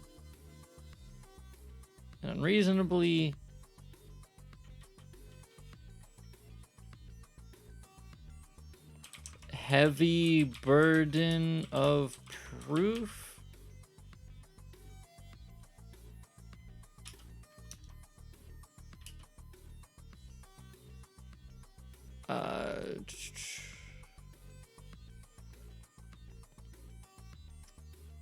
I'll say on those who disagree.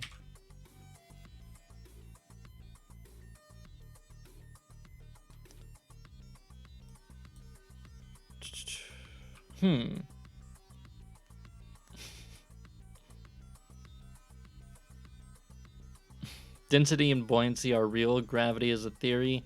Like Xenomorph said, density and buoyancy are only real because of gravity. Well, buoyancy is only real because of gravity. Density, I guess, would exist no matter what, but density wouldn't do anything without gravity causing buoyancy. In fact, I have a section about that.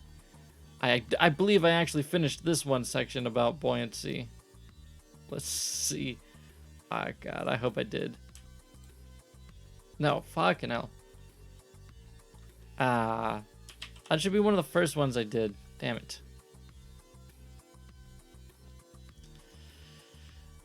But yeah, buoyancy requires gravity because it only pushes upward against gravity.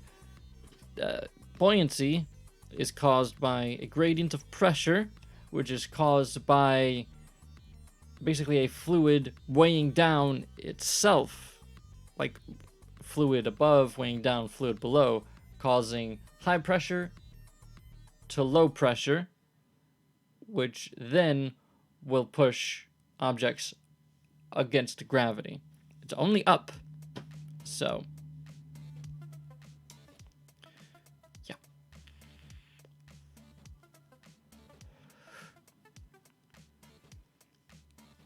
if gravity was real, it would apply to everything. It kind of does. It applies to everything with mass.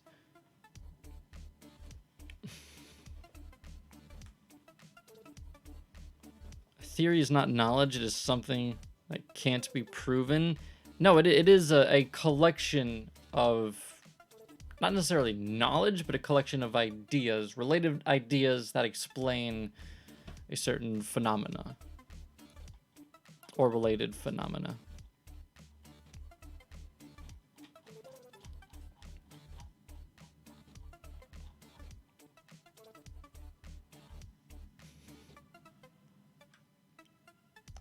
Probably a dumb question, but how exactly does density affect force of gravity on an object?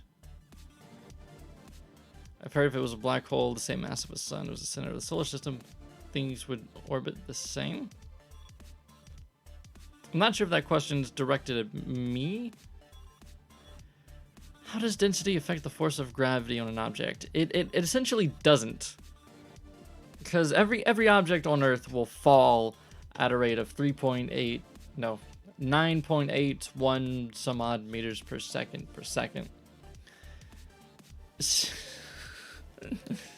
No, just in general. So the mass of an object doesn't really matter how fast it falls on Earth, or like the force of gravity. Well, per se, because it kind of evens out. But density, it affects buoyancy, because gravity will pull it down with the force of its mass, right? And that acceleration that it experiences, it's going to be the same. But the buoyancy force will push up on an object, say in water, and the higher the volume of that object, the more the upward buoyancy force is going to be on that object. So if you have an object of the same mass, two objects of the same mass, but one is bigger, this one displaces more fluid, so this one is going to have a higher upward force than one of the same mass, but of a higher density. Best way I can explain it, probably not a good way.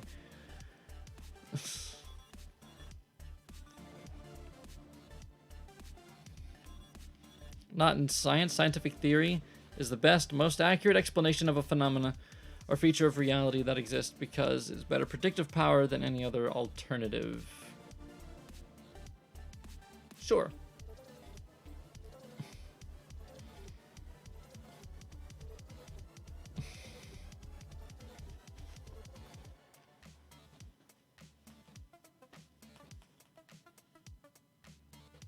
Buoyancy also matters with shape, doesn't it? Volume. You know, a bigger shape means a bigger volume, so yes. But if an object has the exact same...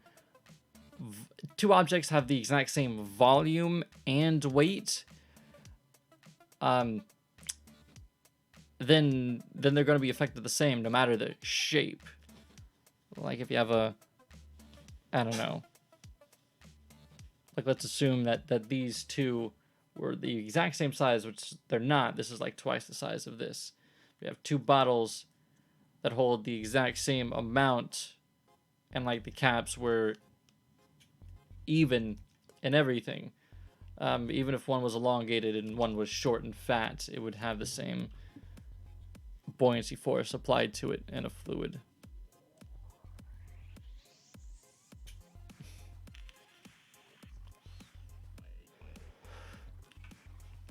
So, I think that's most of what I wanted to say on Zeteticism.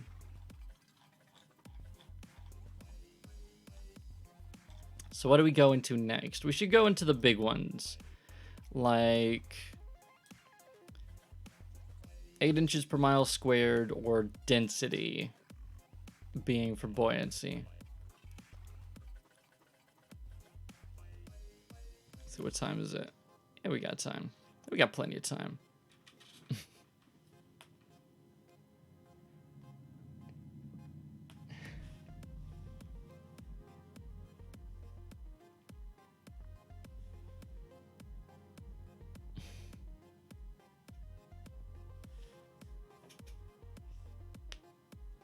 Wasn't that in theory? In practice, different shapes have different surface area efficiency.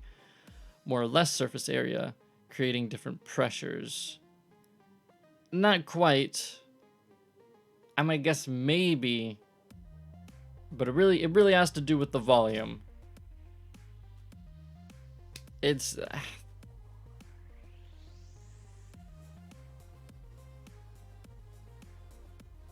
I don't know. Okay, here's the thing. At any point in a column of fluid, the buoyancy force is going to be the same, right? Because the difference in the pressure below it and above it is going to be the same no matter where you are in the middle. So it's always going to be... So the upward force is always going to be equal to the volume. So even if you have an object that has, like, I don't know, one part of it is up here, and there's like a tiny string, and then another part of it down here, or whatever, it doesn't matter. The surface area doesn't matter.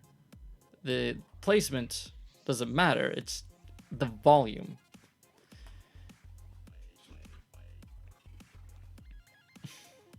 In fact, you know what? Let's do that. Let's do physics.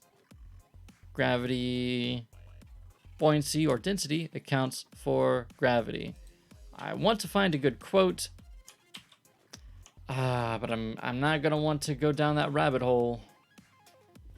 Do you have any water? Where'd my other water go? Oh, here we are. Let's see. Because the Flat Earth Society does not believe that buoyancy accounts for gravity. YouTube flat earthers in general, they do.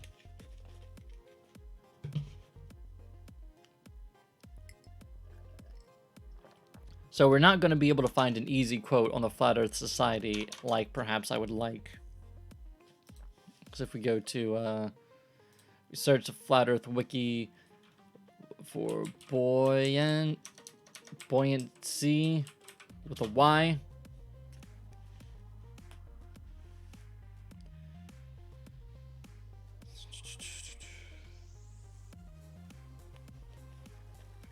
Yeah, we don't get a whole lot.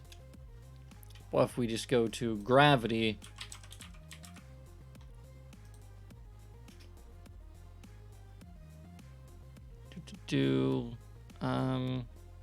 here, gravity. Yeah, it brings us to universal acceleration. Alright, so that's what the Flat Earth Society believes, it seems. At least the Flat Earth Society wiki. So we're gonna have to go to YouTube. Oh boy. Which means you're gonna have to go to Bing, because we're not gonna be able to find it anywhere else. Hello, Bing. Yes, Microsoft, I'm actually using your search engine.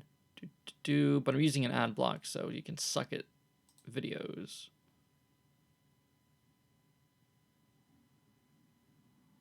Uh-huh.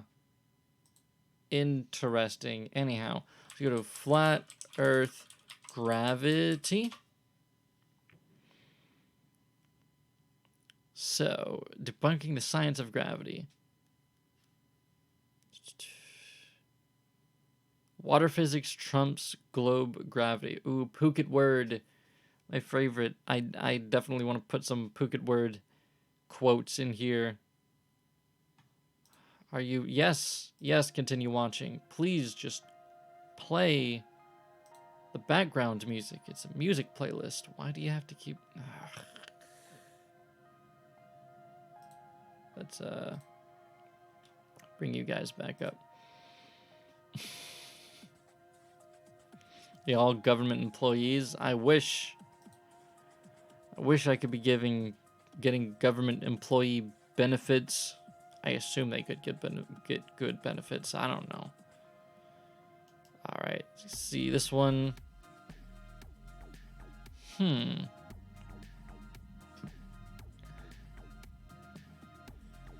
Let's see. Flat Earth discussion. Real physics and natural science on Flat Earth. Oh, Phuket word again. I'm trying to go for the ones with high views, because it seems like that's what other flat earthers are going to be following. But it's all Phuket word. Yeah, Phuket word again. Means in gravity arguments. Flat earth gravity disproven. Why, flat out? Interesting. Gravity is force on flat earth. Globe deception explained. The thing is, Phuket word is not great at explaining.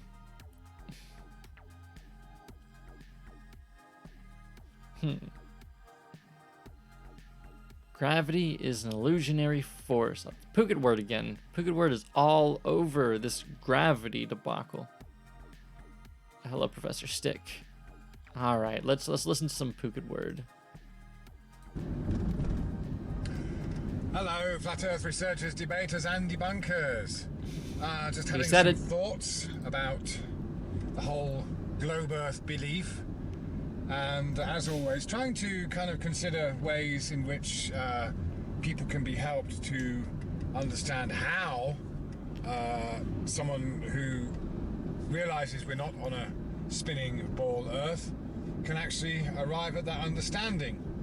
Now, of course, we are taught to think that we are quite smart for being able to perceive ourselves from this kind of external frame of reference, and we are taught to believe that we're kind of being humble in a way. We are humbling ourselves with we're just a speck among of what we see when we look across the Earth. Get to the point, dude. If we draw a circle and we see someone, it's either illustrated as someone looking into a bulge of curvature. Well, that's pretty much about it, isn't it? Yeah, I mean, that's the way it has to be illustrated, isn't it? Or even if you are... get to gravity. Regardless of, you're kind of ignoring the way perspective actually allows us to see things. It just, it looks flat, so it is. But you rarely ask the question, why does it look flat? Well, because you look across a flat surface and not talking about gravity yet. You can't see it, and it's, just there. 16 minutes ad revenue. But essentially, what you believe is happening in your vision is that at the limit of your vision, where everything... This has nothing to do with gravity. Nothing to do with gravity. Wasting my time. Wasting my time, dude.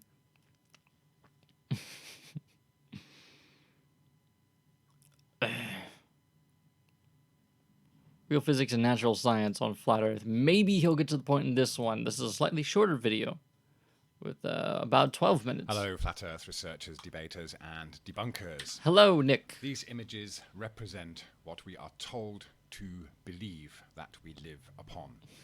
A physically impossible scenario that can only be imagined and illustrated. Yes, sure. It's not science, it's not physics to have us believe that we can do the physically impossible. You see, their biggest problems are with these illustrations, like, oh, they have us look at it from this perspective, they have us look at it with these illustrations, but that's not science.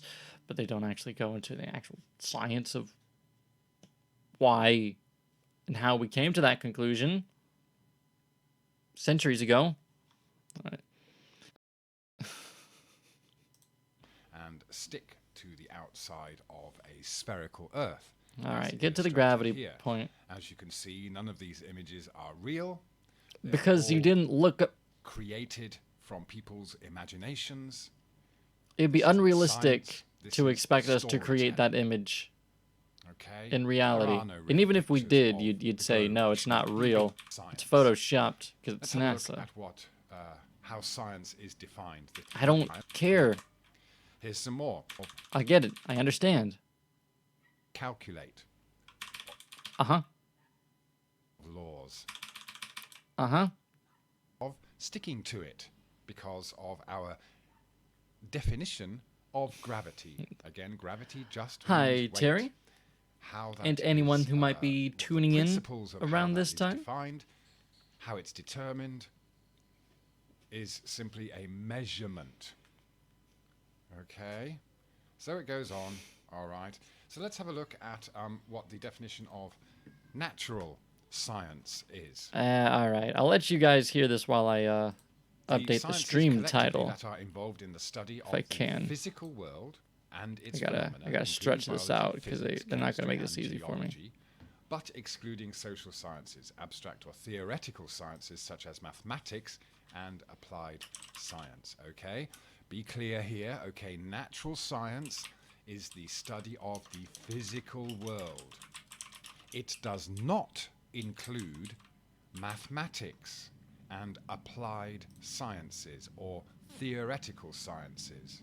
Okay, natural science is what we can prove and observe and study and test with measurable proof in our physical world. It is not. Yeah, they really hate these theorizing, this math, these abstract thoughts that are just too. I'm just.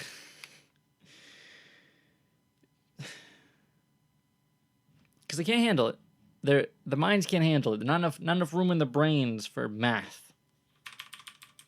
And Newton actually is, which is used to describe gravity. Here we have we can. Why does this matter? Newton is just a conversion of the kilogram. So we need to clear up this confusion. I guess he's not going to get to gravity. Doesn't really say it in the title. There is no need to talk about acceleration and sticking to the surface of a conversion of just have one. And how did this figure come led to a fact? It's just a mathematical model. Weight system.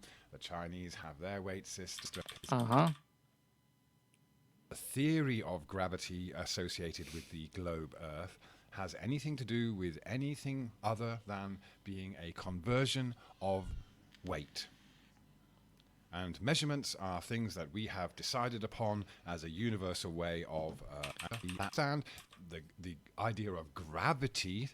The theory of gravity associated with the globe Earth has anything to do with anything other than being a conversion, and we know what that means. So kilograms and something more dense than the medium of air. Else you need to imagine or perceive or think about, unless you want to try and assume that we're on a globe Earth floating around in the vacuum of space, whizzing around the sun. Another theory on theories on theories. These are not science.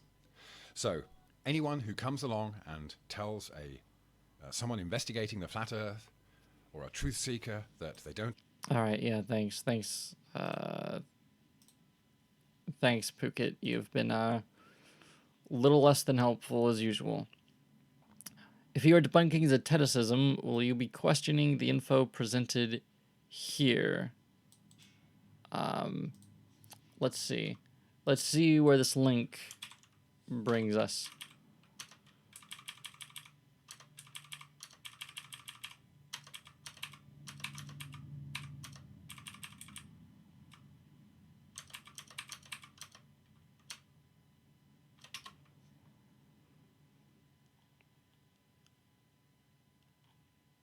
This chapter specifically, because I have not yet I haven't talked about this chapter specifically, but I have talked about this book. Yeah, Zetetic Astronomy. Yeah, we did. We did talk about Zetetic Astronomy, or at least we got a quotes from it. We got an explanation of what Zetetic Astronomy is, and then it talked about it, then talked about how what flat earthers do is completely contradictory to Zetetic astronomy, especially when it comes to, like, imagine the spotlight sun, how it's hovering above the Earth and circling around the Earth. Well, they have to assume that there is a force or a cause that keeps it hovering and keeps it revolving, which goes against their idea of not having any assumptions, not having any theories, any abstract thoughts at all. Anyhow, we need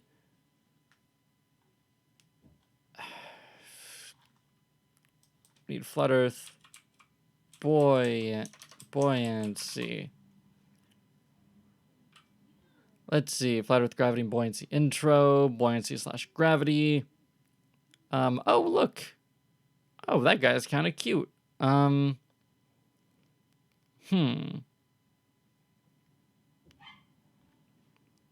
Earth gravity and buoyancy debunked? Is Phuket word debunking buoyancy? Hello, Flat Earth researchers, debaters, and debunkers. I'm down here at the marina contemplating gravity and the so-called opposing buoyant force of water which keeps these boats afloat.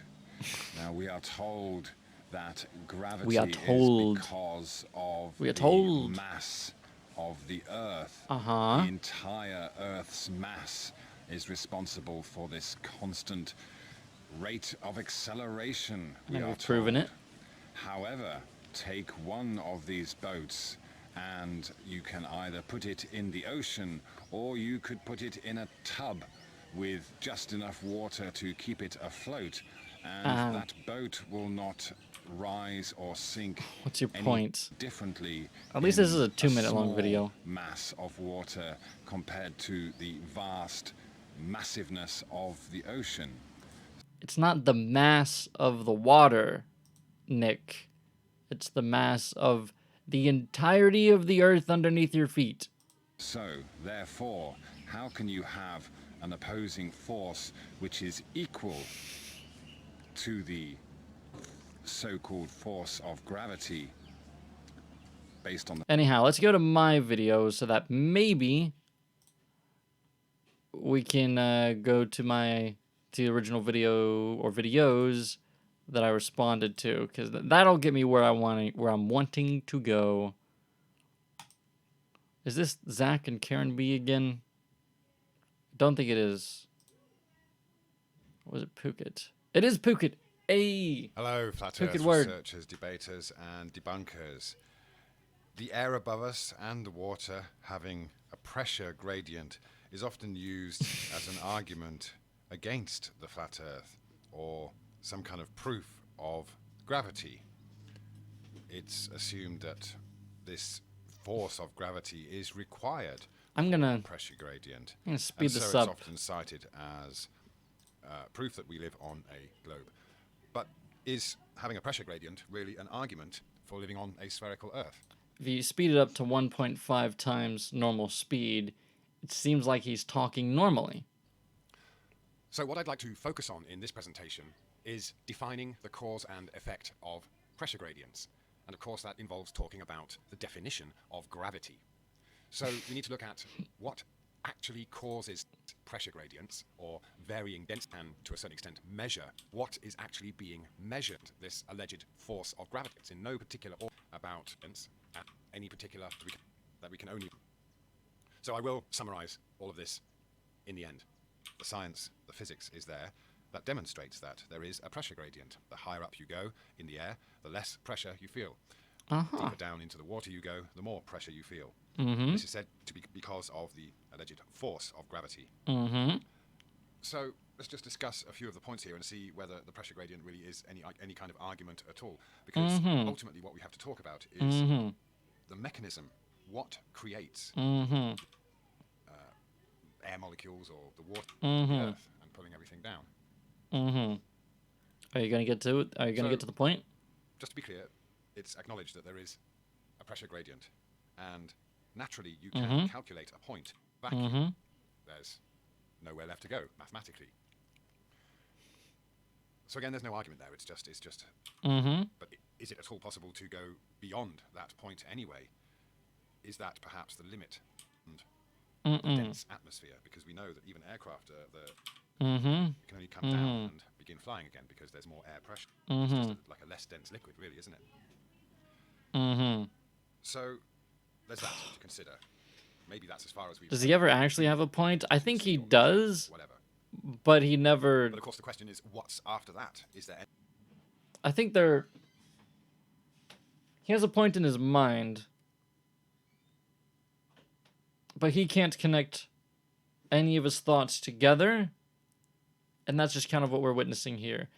Either that, or he just has to say everything like 8 times before he gets to his point. Above that, because we know that nature abhors a vacuum. And in the natural scheme of things, without any gravity, hot and cold air circulate, and they create dense and less dense air. And this is a kind of yin-yang thing. There's one constant less dense, so the rising and falling of the. And then we have the fact that gases within the air will eventually get layers of nitrogen, oxygen, and all these other.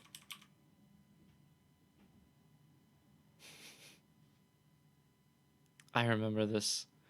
But you get layers and layers of. I remember less this and less BS. dense gases. Oh, God. While mathematically we can calculate a point where This is an hour-long video. density reaches 0, and you then have a vacuum. But then, in the real world of physics, keeps us sustained. So Let's see. the point I was leading to there is that the sun doesn't have to be this big ball of fire 93 million miles away. If we think about the way a magnifying glass focuses light, something similar could be going on with the sun as it shines on the Earth. And so it wouldn't be hot high in the air above the Earth, because the light is... Yep, sure. The point being that, of course, someone like Galileo did experiments with marbles. It already in its mass, it doesn't need anything else, and it's only because of its relationship with the air. And so if we put a helium balloon, for example, in a vacuum, then it will fall, because now it has more mass than the medium around it, which is a medium of 0 density. So even if it weighs a tiny bit more than the 0 density environment around it, then it's more dense, simply more dense. So it just gives us a universal up and down on the Earth. Again, it's all understood that if you're in space, there is no up and down, and you can. So we all know. Okay, I'm just gonna assume that he's not gonna say anything useful, because I don't want to sit through anything else. Maybe we go to an anti-flat earther and see if we can get to the video that they respond to. Well, hi again, and greetings. You go to Bob the Science Guy. Do you have a link?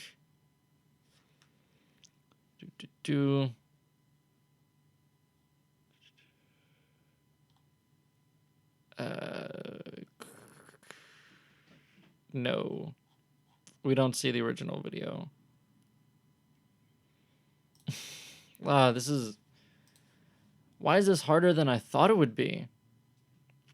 Just to find somebody claiming the things I've heard claimed over and over again.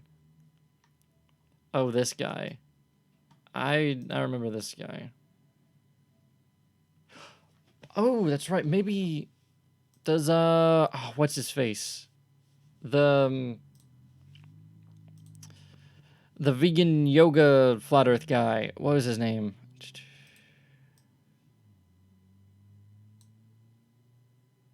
Eric Dubay. Maybe he has an explanation. Buoyancy.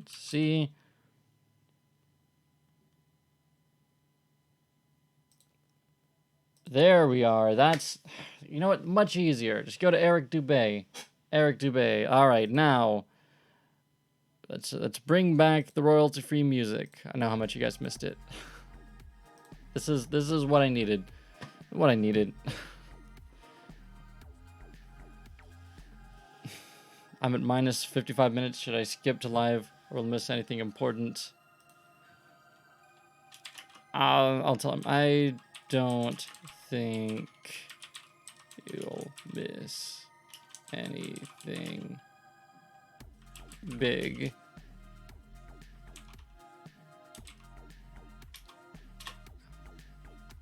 All right.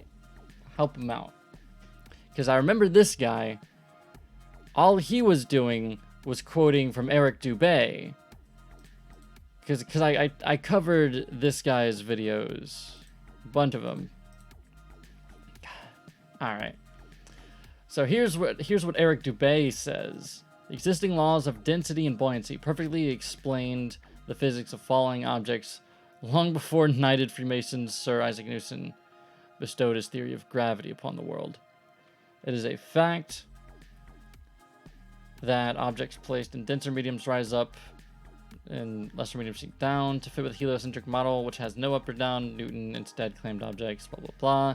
Not a single experiment in history, however, has shown an object massive enough to, by virtue of its mass alone, cause other smaller masses to be attracted to it. Except the Earth.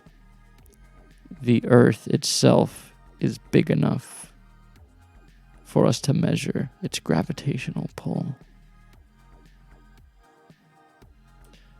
You're welcome, Xenomorph. Why is this gone? All right. Yeah, the last hour or so, well, the last half hour, a little more than half hour, haven't really covered much. But now we're getting into it. Now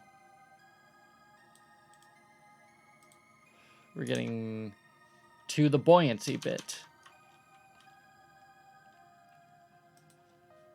Let's quote Eric Dubé. He's one of the guys who actually wrote a book, if he can call it that. He wrote about it. He wrote about this. Quotations.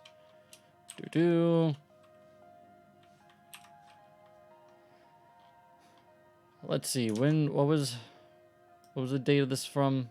What date was this from? He doesn't say. Fantastic. Anyhow. Number 115. Dubé. There's supposed to be a date. Then we'll have number 115. So we have, getting the quotes, this. Because it's a PDF, it messes with the formatting. So you gotta go here.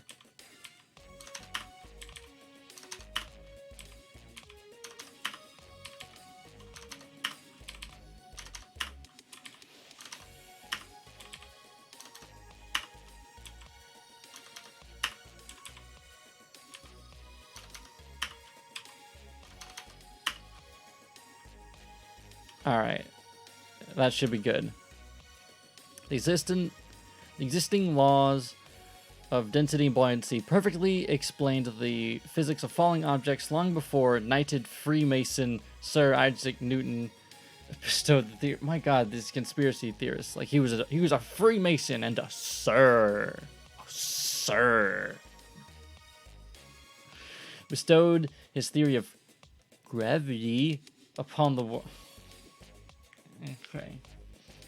It is a fact that objects placed in denser mediums rise up while objects placed less dense mediums sink down to fit with the heliocentric model, which has no ups or down.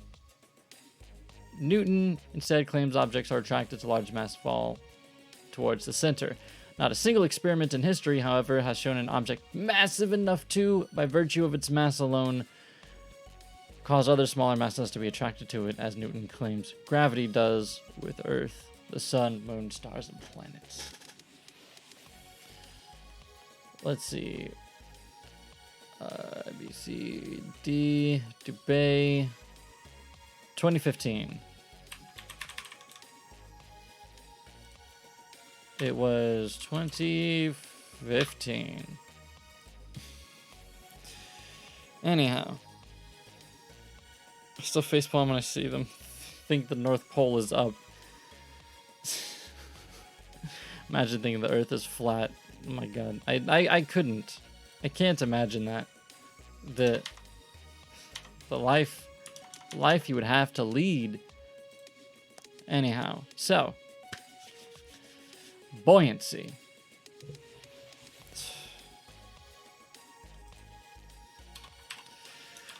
Buoyancy cannot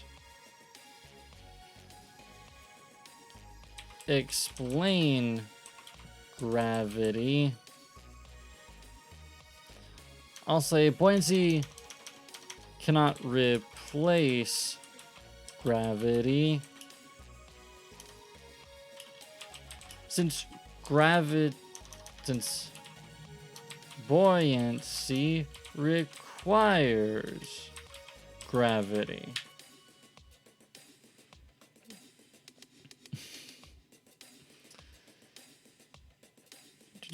And we italicize it.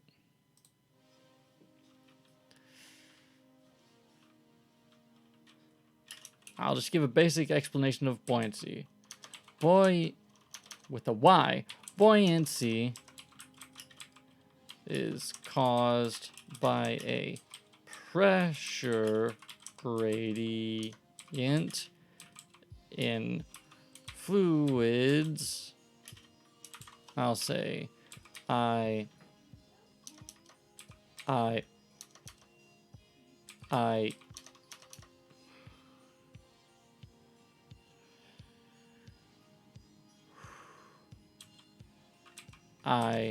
E fucking LibreOffice. God damn. I.e. air and water. What? I know I spelled I.e. correctly. Without gravity, you wouldn't have buoyancy. Exactly. If you talk people like the plain truth, that guy basically wants the world simplified. Yeah, pretty much. Still believe flat earthers are just memesters that have gone too far with the joke and believe the joke. A good portion of them are. Maybe even most of them. But there are some that definitely are genuine and definitely are dumb. And Nick of Phuket Word might be one of those.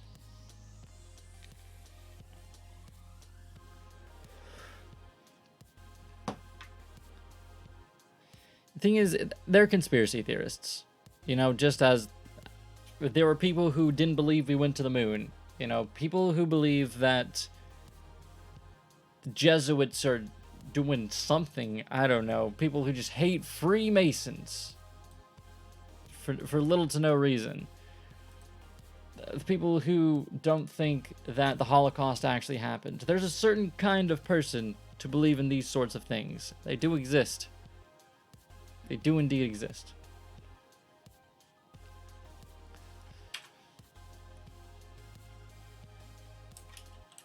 Which is...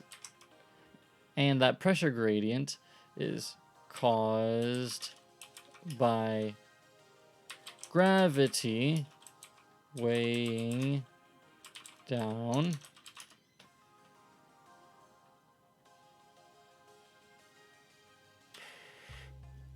how do I say this?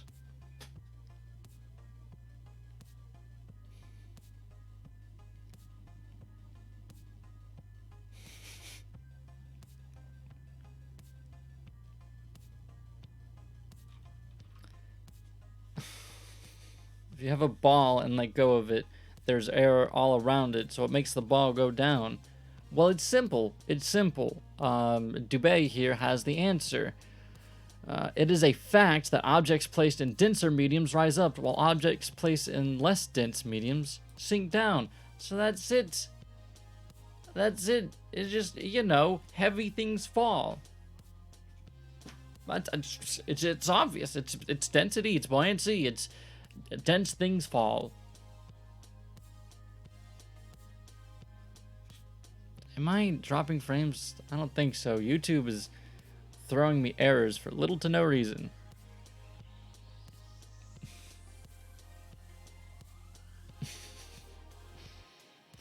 Hey y'all, how's everyone doing? I would say I'm doing well, but I'm researching the flat earth, and I've been doing so for like 2 hours now, so I could be better. Yeah. The whole Freemasons, Jesuits, and Knights Templars, old Catholic Protestant stuff. I guess I can see that, but I don't know why they're still bringing it up today. I don't get it.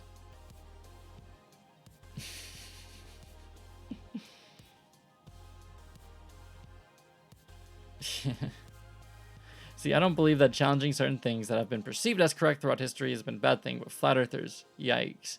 Yeah, it's different. There's a difference between questioning and then doing actual research, and actually pursuing knowledge, and then just doubting everything, which is essentially what Zeteticism is. Yeah, because skepticism is not the same thing as denial.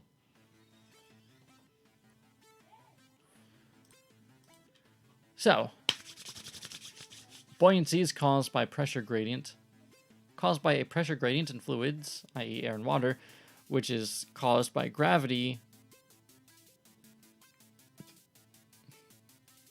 weighing down...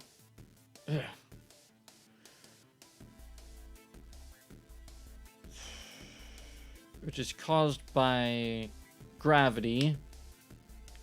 I'll say it's caused by gravity as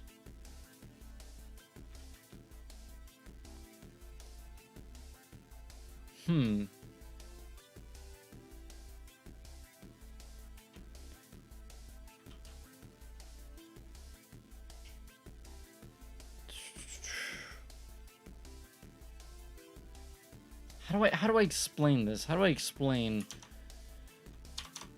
the concept of the gradient pressure? Let's go to Wikipedia. Let's look up buoyancy. So that this can help us give us an explanation. Or upthrust that opposes the weight of an immersed object in a column of fluid. Pressure increases with the depth as a result of the weight of the overlying fluid. Okay, that's a decent way to put it. I'm not going to plagiarize. By gravity as fluid is weighed down by the fluid above it,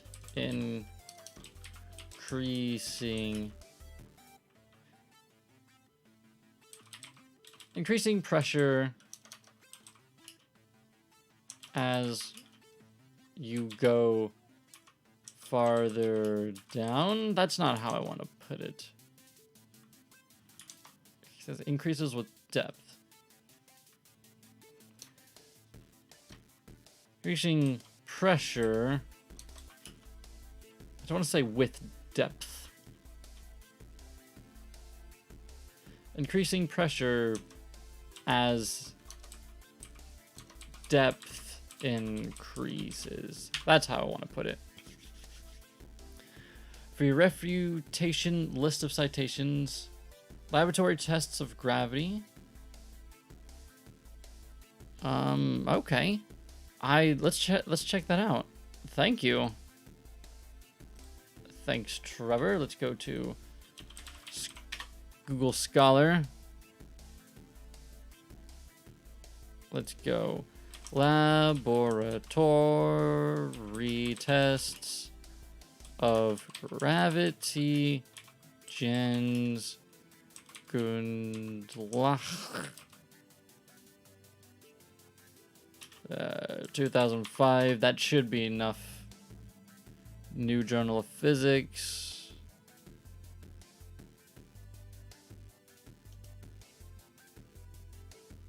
What's the difference between these?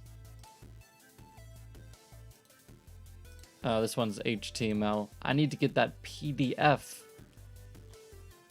That's what I need.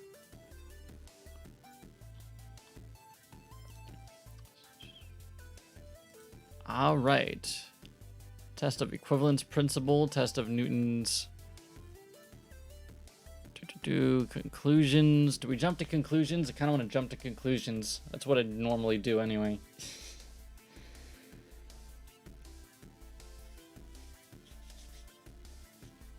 Alright, so here is where gravity lies. Practically a century after Einstein's happiest thought, the search for evidence of unification of all forces remains the heart of fundamental physics. Numerous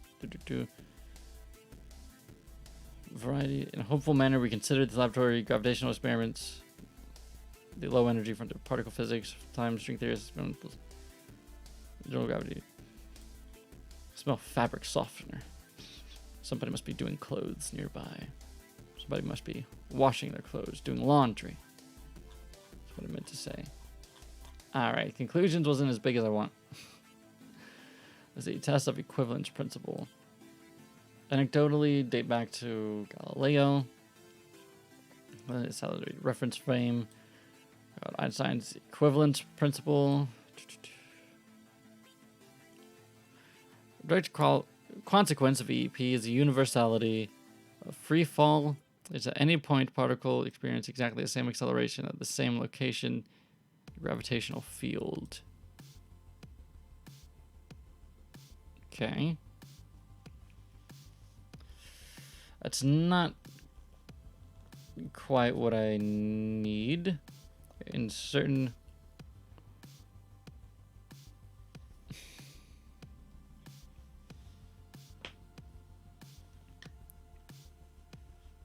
Right, yeah. It is certain... It's one more unification. Within the past decade, experimental testing of gravity has emerged as one of the most rapidly growing subfields of modern physics. In this paper, we'll describe several contemporary laboratory designs to test the foundations of general relativity and to probe theories that predict deviations.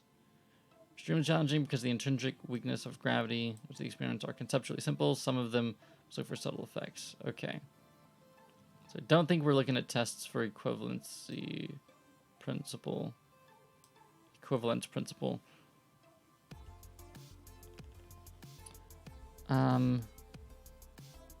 Maybe we are.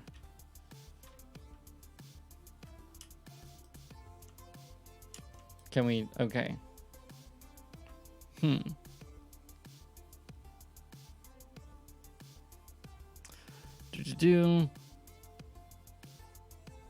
Regarded field. It appears very adequate to use Newton's law. Very strong gravity fields. Quantitative result of Newton's law in laboratory began with experiments at Cavendish. At the end of the 1700s, today's measurements are substantially better, but progress to centuries has been surprisingly slow. In this paper, we will concentrate the possible blah blah blah. Several theorists argued extra dimensions needed in string theory do not have to be compacted or curled up at Planck-scaled radii. Dubé said there were no experiments. That is a lie. Oh, did he say that? Oh, right. Oh, yeah, then absolutely. To fit with the heliocentric model.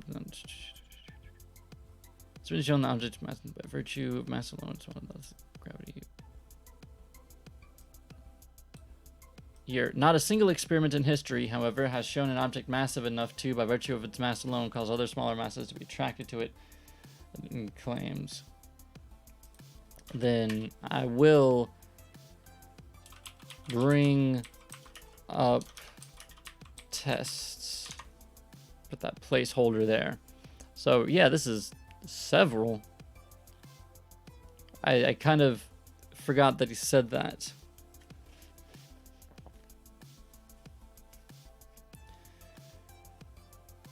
Do.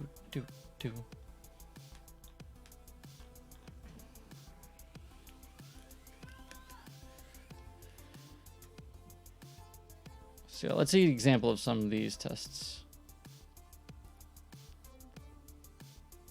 The famous UFF experiments, assuming that length scale assumption, also referred to therefore Newtonian equivalence principle tests were carried out using accelerations objects that are far away.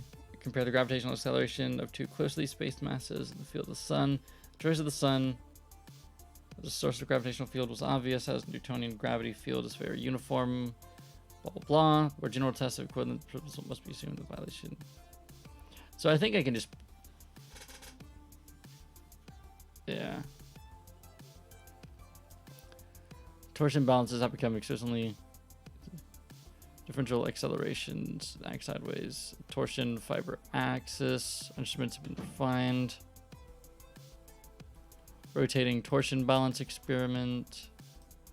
So I think I can just kind of list some of these experiments, I'll say. there indeed have been experiments that show an object massive enough to average of mass alone calls other small masses that show gravitational attraction. You'd have experiments that show gravitational attraction, such as rotating torsion balance,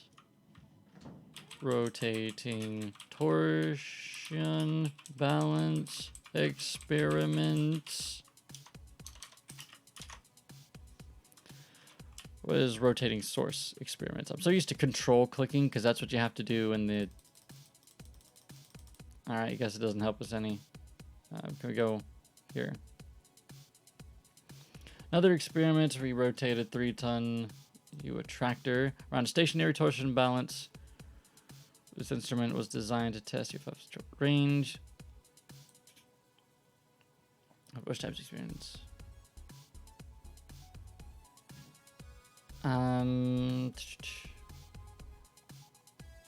We'll skip that one. I don't know. Free fall experiments.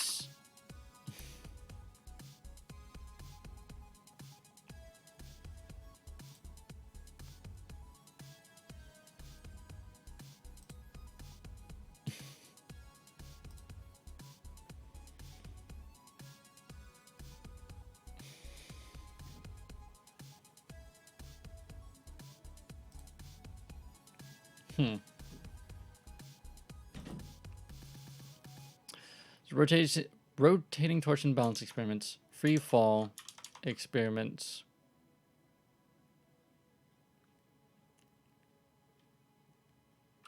Common all space tests are two test bodies made from different materials which are placed in orbit around the Earth. The satellite body surrounds test mass to shield them from all external forces such as solar wind. I'll say experiments in space. Oh, she had a reverb button. That'd be funny. Lunar laser ranging to test equivalence principle. Laser ranging to the retro reflectors installed by Apollo 11, 14, 15. At the bottom are gravitational tests. Lunar laser ranging tests. Lunar laser ranging tests. Cool.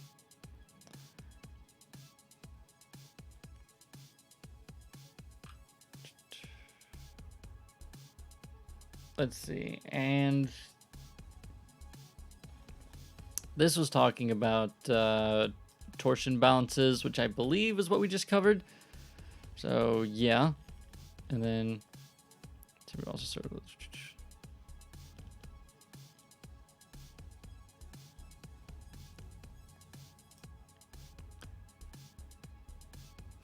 I'll say that these are used to test the equivalence principle.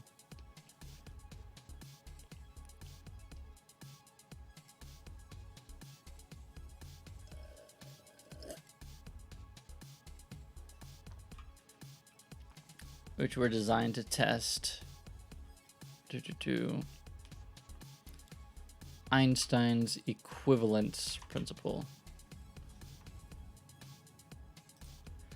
And lunar ranging tests, which were designed to test Einstein's equivalence principle. I actually spelled equivalence right. I'm not great at spelling things. Now let's give this a citation. Let's copy that. Gunlach. A, B, C, D, E, F, G.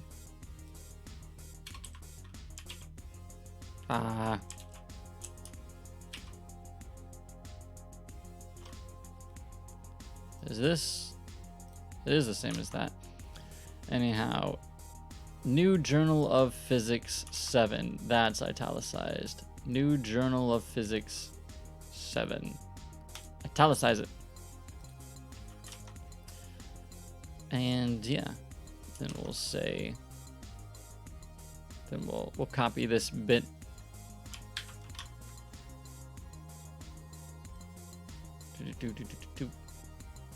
And then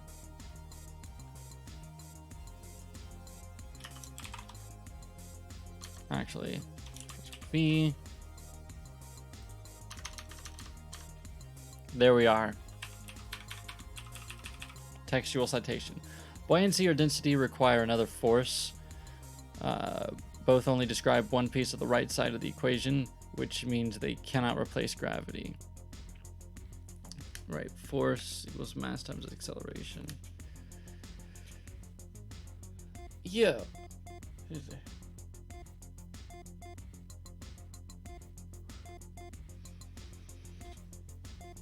Yeah.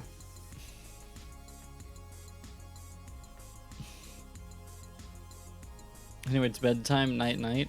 Alright, I'll see ya, Tusk. See ya. Have a good night. There indeed have been experiments that show gravitational attraction, such as rotating torsion, balance experiments, freefall experiments, experiments in space, and lunar ranging tests, which were designed to test Einstein's equivalence principle, which, by the way, I am a strong proponent of the Oxford comma. So if you don't use the Oxford comma, start.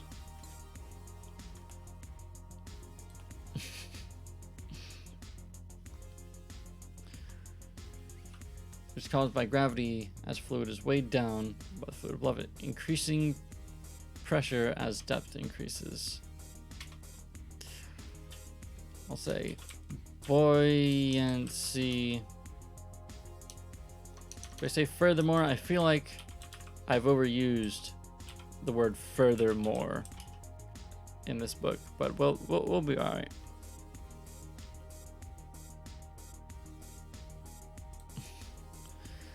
Say furthermore, buoyancy does not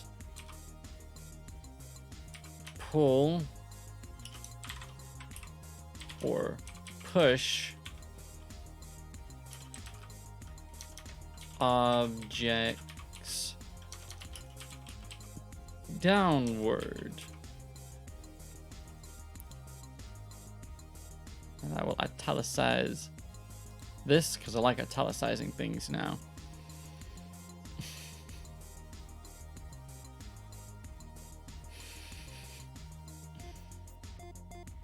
What's up? Not much. We're just debunking the idea that buoyancy or density accounts for gravity. We're most of the way through it. Furthermore, buoyancy does not pull or push objects downward. It only pushes objects. I'll say the buoyancy force.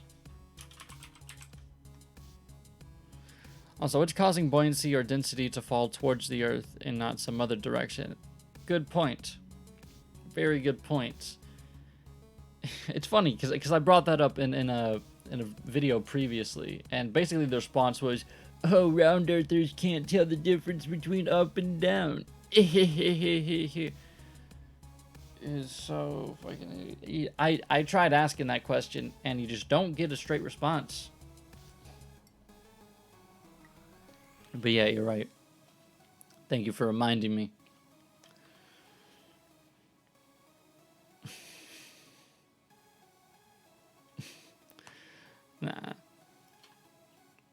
Furthermore, the buoyancy force does not pull or push objects downward. It only pushes objects upward.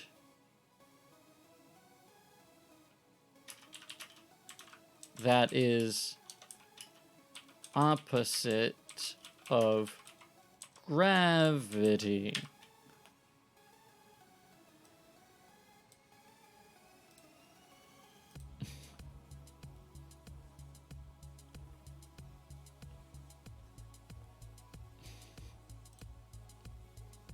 Who is Heath?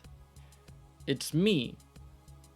You might be familiar with my alternate account, Planar Walk. Yeah. That is opposite of gravity.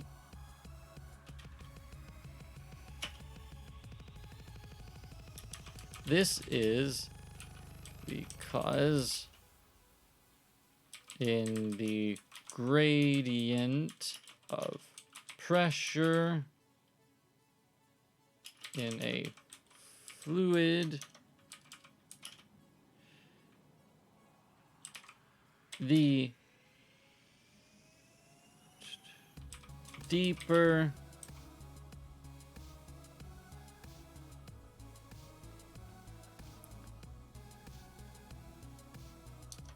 I'll say the deeper and higher pressure fluid will always exert more force, more upward force than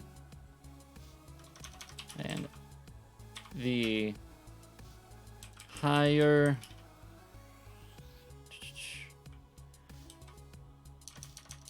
I'll say the less deep, higher pressure, lower pressure fluid pushes down, regardless of density. So regardless of the density of the object. There we are. We don't have to buy his book if we watch him write it. Well. Shut up. I think I am going to write a good bit of it off screen. I also might just take down select streams from the channel so that way you can't go back and watch it.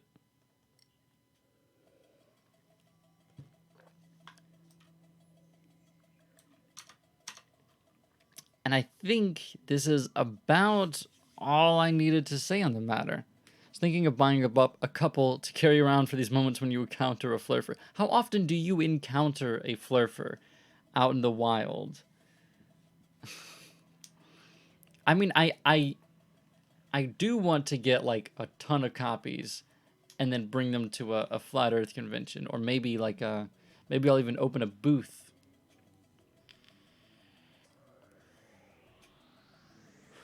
You hand them out instead of the Book of Mormon. Oh boy. Did I ever tell you guys about the time that I invited Mormons to my house? Okay, so it was around the time where I was I was learning about other religions, right? You know, obviously I had a Bible, but I also bought a Quran, something else. I don't think I'd bought much else yet, but I was trying to buy a Book of Mormon so that I could, you know, read a little bit of it, get the gist of what they believe, right? But I think it was my grandma who said, you know, they'll give those out for free, right? Right. So I went to the Mormon website and saw, oh, you could request a free Book of Mormon. Like, awesome. I don't have to pay for it. And it's actually kind of hard to find a Book of Mormon if you're looking for it online, or at least it was when I was looking for it. It's not things that would usually be sold online. But anyhow, I went to the website, and the section of the site that you use to request a free Book of Mormon looks suspiciously like the section suspiciously identical to the section where you can request Mormons to come to your house to talk. I thought nothing of it and thought, oh, I'm just gonna get my free Book of Mormon and call it a day. So a couple days pass, and you know, they didn't send it in the mail or anything. This isn't Amazon or some shit. 2 Mormon guys walk up to my door saying, oh, did someone request to talk about Mormonism? I was like, no, I just wanted a Book of Mormon. And they were like, okay, well, do you have a minute to talk? I'm like, no, I don't. And they did try to contact me a couple times after that, and I did indeed get my free Book of Mormon, but it was so excruciatingly embarrassing. Because I live with other family members, right? So this could have gone so weird. Luckily, I was the only one at home at the time when they came. Luckily, they didn't come back when anyone else was here, so I didn't have to. So I saved myself from that embarrassment. But so moral of the story is, if you want a Book of Mormon, just buy it. Just buy it. In fact, go to a thrift store, because not long after I got that Book of Mormon, I saw this at the thrift store, which is a Book of Mormon, Doctrine and Covenants, and the Pearl of Great Price, all Mormon text. Just here, just this laying around. I think it was like $1. Interestingly enough, the cover is printed upside down. So there's that. Yeah, that's my story of how I accidentally invited Mormons to my house. Well, I'm an ex-Mormon. Oh, really? Oh, hi, Brian Stevens. My internet connection is messing up again. Fucking hell. Can't handle 2 gigabits up. Anyhow. Fucking hell. Okay, are we back? Is my internet speed back up? Anyhow. Hello, Brian Stevens. See you there.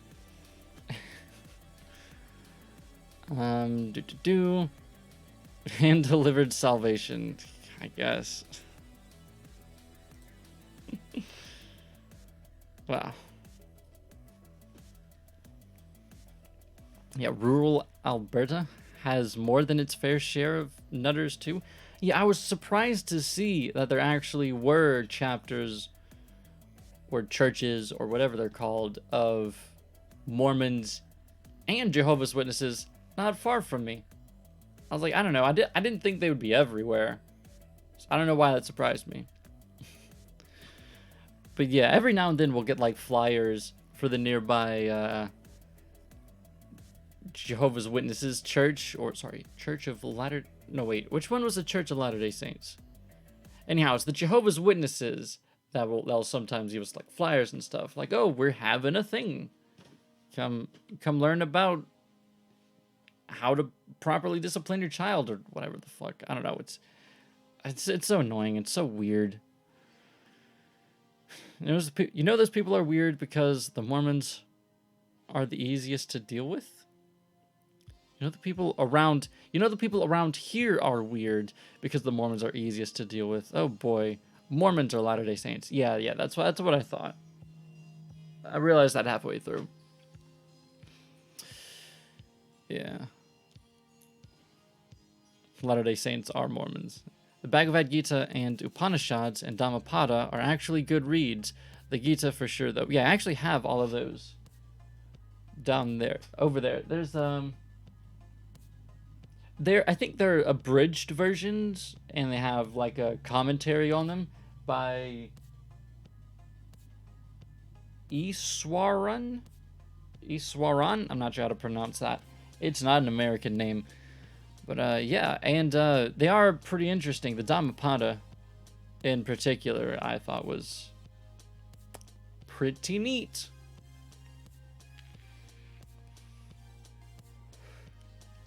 Rather read that than most of the Old Testament. Am I right? Am I right, guys? Am I right, my atheist brothers? I don't know. And the Case for Christ book is hilarious, similar to Flat Earth Logic. I used to have the DVD. There was a set of 3 of them. One of them was The Case for Atheism. There is none. I think it was just a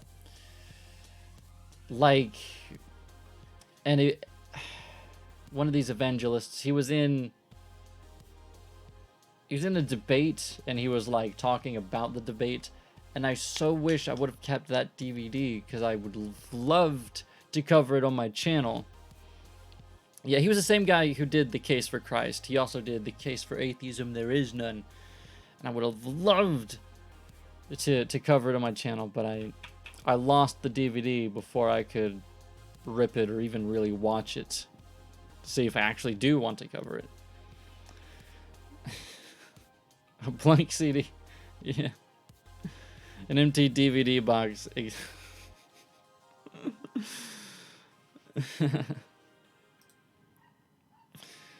Agnostic. I'm sorry I mislabeled you. I'm sorry. No, but I actually looked up the prices of it sometime after that, and it was just I couldn't justify buying it again, so I was like, fuck it. I actually tried to pirate it. I tried to torrent it. I have a friend who is a magical flying elephant who tried to torrent it once, and apparently he said it was very difficult. That he like only the first little bit would download, but like none of the rest of it, because there was only like one guy seeding it, and I guess he didn't have the whole thing. I don't know. That was a weird part of my life. Mormons have a huge temple in Carson, AB, is that Alabama? For one of the largest in North America. 80,000 in Alberta. Interesting. Very interesting. I am back now, and attending my duties of tormenting me in the hopes of getting him to flatten his mind like the rest of us.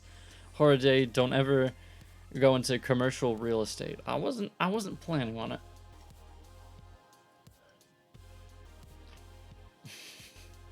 Wasn't planning on it, but thanks for the heads up.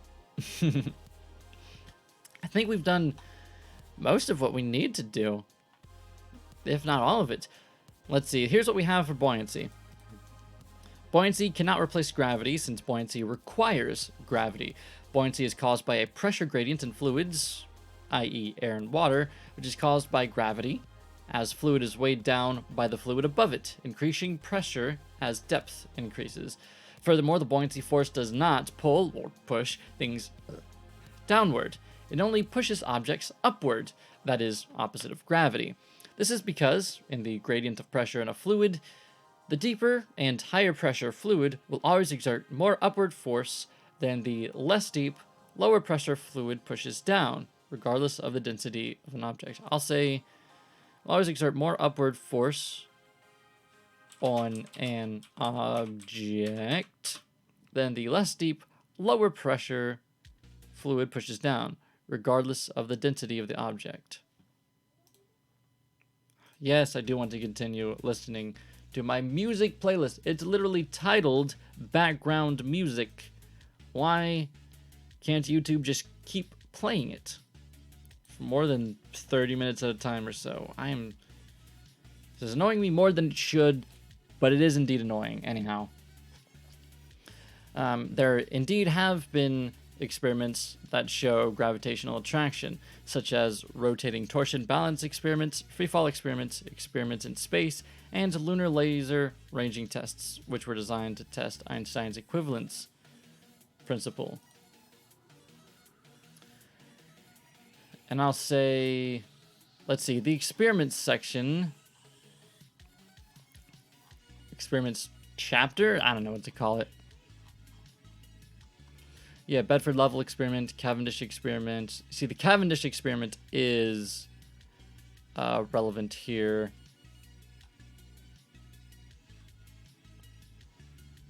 Michelson-Morley experiment. No. So I'll say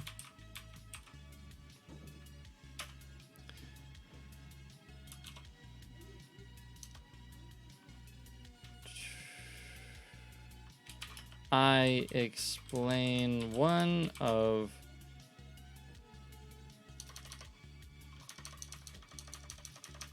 I don't know. See the section on the Cavendish experiment. I've been an atheist for longer than I remember, and honestly, it's kind of sad because I have nothing that I believe will save me. Yeah.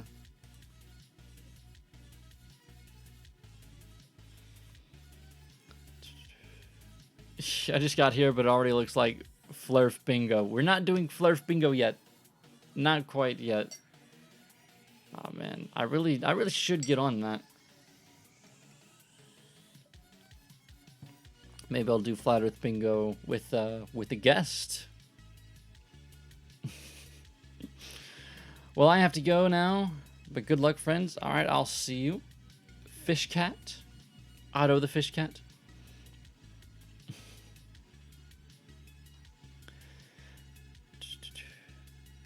All right, see you, Mr. Andrat, as well. One good thing about Wicca is that they believe in inherent goodness and reject the concept of original sin. Karma is a pitch, though.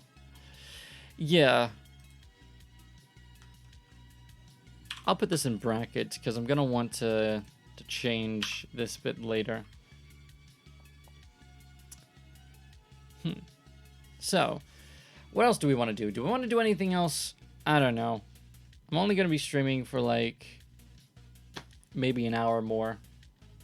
So, anything that we can do quickly, let's save. Let's save first. Let's take a... Let's, act like Jesus and save.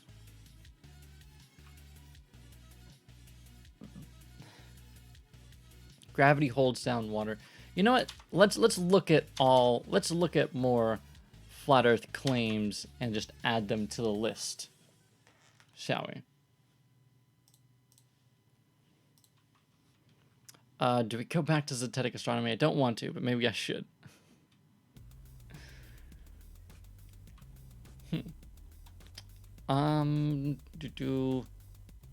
So I was on page 120 because I was looking at the section for the lunar eclipse. Page 120. I think it was page 120. I don't have a good memory. 116, 120. This is certain for the phenomena of earthquakes, submarine, inland volcanoes. Yeah, this is not the section I was looking for.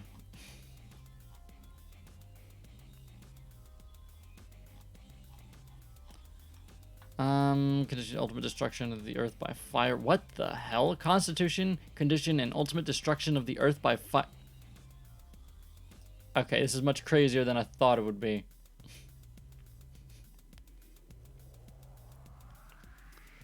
Alright, let's go to the contents. Let's see. True distance of the sun to Mars. Diameter of the sun's path. Cause of sunrise and sunset. Cause of sun appearing larger when rising and setting. Where was it? Section 9. Cause of solar and lunar eclipses. So section 9. See if we can find section 9. I think it was higher up than I expected it to be. Okay, so this is only section 3. let's see, section 9, section 11. Why was the content in Roman numerals, but this is in Arabic numerals? I don't understand. So,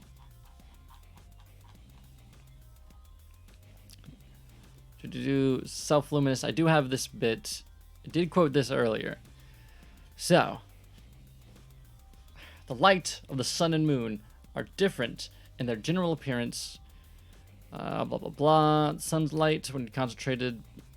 This was interesting. The sun's light, when concentrated by a number of mirrors or large burning lens, produces a focus which is entirely non-luminous, but in which the heat is so great that metallic and alkaline substances are quickly fused. So So he's saying, like, when you focus sunlight with a magnifying glass to, like, burn leaves or ants or whatever it is you do, it's entirely non-luminous? This is what we're dealing with. And now, I know this is from, like, 1856, but flat earthers are still going back to this book and others like it. Jeez, this is what flat earthers are going on. This is what they're reading in their spare time, I guess. I don't know. Well, they're listening to people who are quoting this from other people who have quoted it. It's all a mess. But basically, this is an origin of a whole lot of their claims.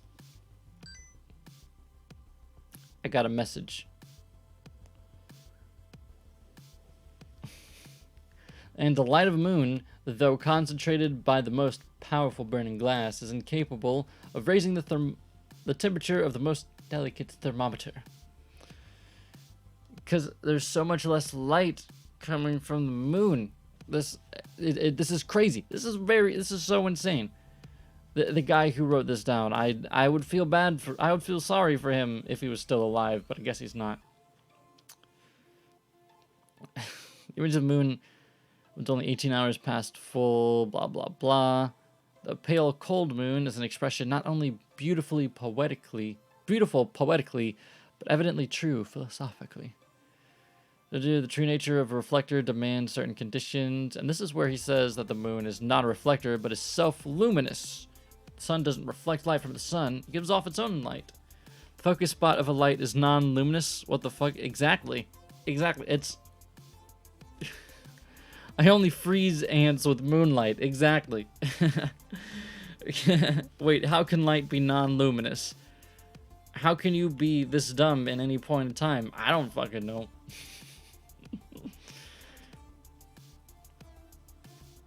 It is thus rendered undeniable that a lunar eclipse does not and could not arise from a shadow of the Earth.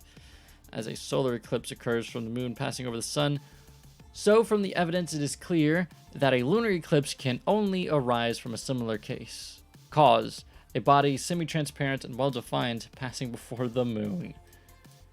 Oh boy. Can we...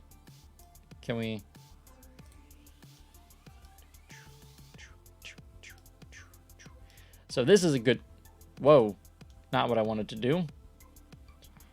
Fucking hell. Alright. So. This is a good quote to put in the point where we talk about...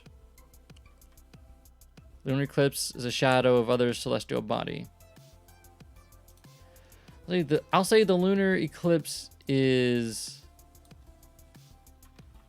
caused by some other celestial body. What if there's another object that is eclipsing the moon, like in the solar eclipse, when the moon eclipses the sun, Mr. Neal? Why does it have to be the Earth? Because it matches the calculations of the globe model? Wait, this was, I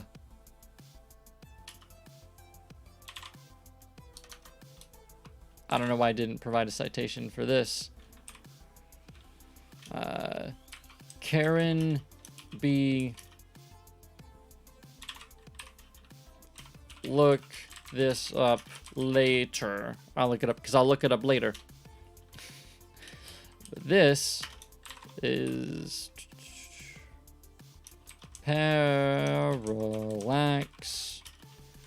1865, right? 1865. C, D, E, F, G, H, I, J, K, L, M, N, O, P. Yeah, 1865.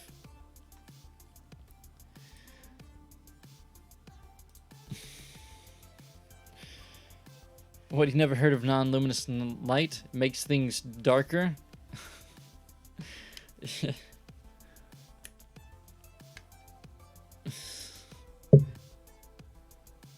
Sorry, that was probably loud. Well, the dark light, the guy's gone to poetry, not... The guy should have gone into poetry, not pseudoscience. He doesn't really seem good at the English language either. Oh, it's a Karen? Yeah, Karen B. That's a YouTuber. Don't look her up. You'll regret it. Damn it, Karen. Yeah. And that was... She did a collab with Zach. And that's what that video was from. So what does he say?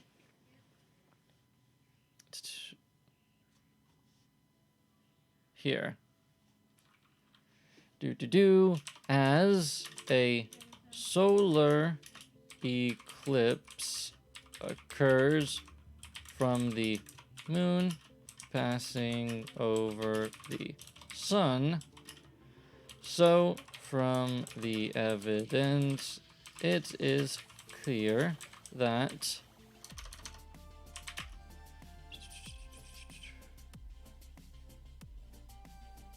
I lost my place. It is so from the evidence it's clear that a lunar eclipse can only arise from a similar cause. A body semi-transparent and well defined passing before the moon or between her surface and the observer on the surface of the earth. That such a body exists is admitted by several distinguished astronomers. I don't think it is. I think you're the only crazy person saying this. Well, at that time. Now there's many more crazy people saying this.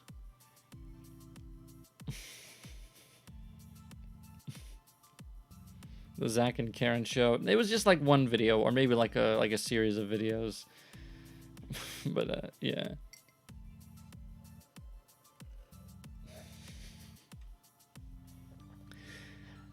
Anybody remember the video of the girl who thought that the British pound is a measurement of weight? I have not seen that. That sounds hilarious.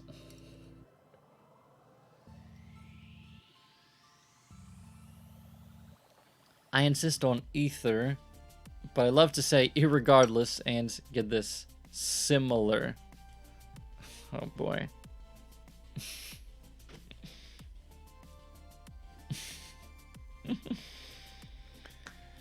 It's more sickening than hilarious.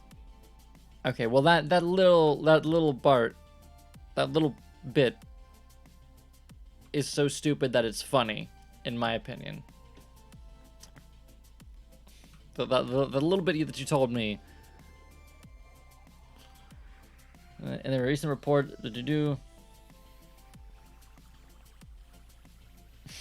oh, he goes on to say that somebody said that there might be other satellites other than the moon, and he takes that to mean that they're I don't fucking know, man.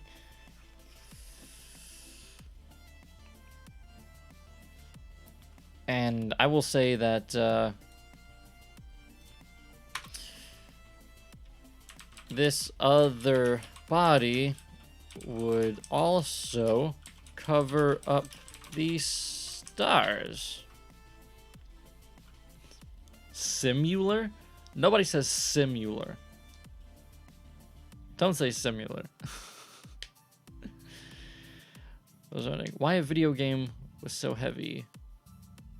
Could a disc weigh 15 pounds? She was wondering why a video game was so heavy. How could a disc weigh 15 pounds?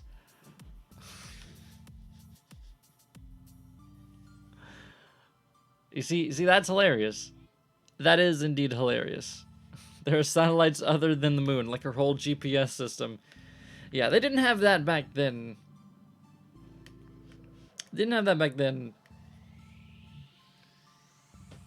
But I mean, there are like asteroids or some shit, right? But he takes it to mean a totally different thing, Mr. Robotham.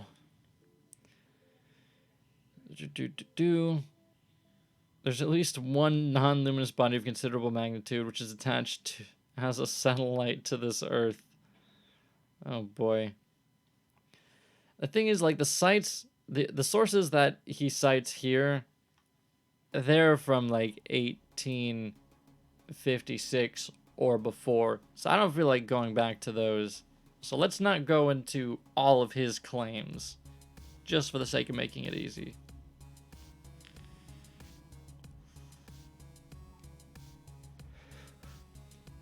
Yes, they did. Just no one could see them because they were in color and everything else was in black and white. Nibiru.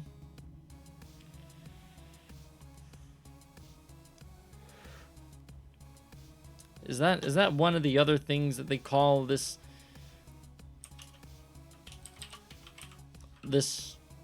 other satellite there?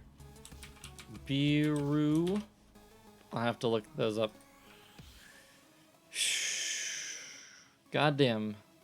Wait, what page was this? This was page 103. That's 1865, page 103. Forgot that we add the pages. Persons who are acquainted with the methods of calculating eclipses and other astronomical phenomena are prone to look upon the correctness of these calculations as powerful arguments in favor of the doctrine of the Earth's rotundity. I love that, rotundity. Eric Dubé still uses that word, rotundity. It's annoying. And Newtonian philosophical generally, but this is erroneous. Whatever theory is adopted, or if all theories are discarded, the same results may follow because the necessary data may be tabulated and employed independently of all theory. Okay, alright, whatever, dude. Whatever, dude. You keep doing your crazy bullshit thing in 1865, alright? Nibiru's proposed missing planet that's existence is said by some evidence by gravitational inconsistencies in the solar system. Right, yeah. Rotundity, stupid word. Yeah, but the thing is, like, this was 1856, right?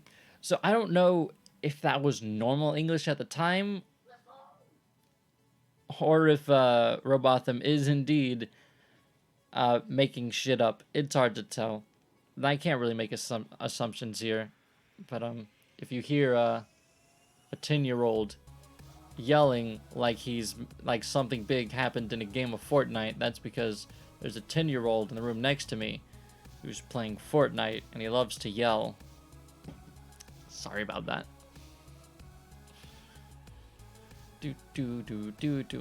Cause of tides. I don't want to go into the cause of tides right now. What other sections do we have? Anything interesting? Because I covered that whole section before the stream. The Earth, no axial or orbital motion. Beautiful.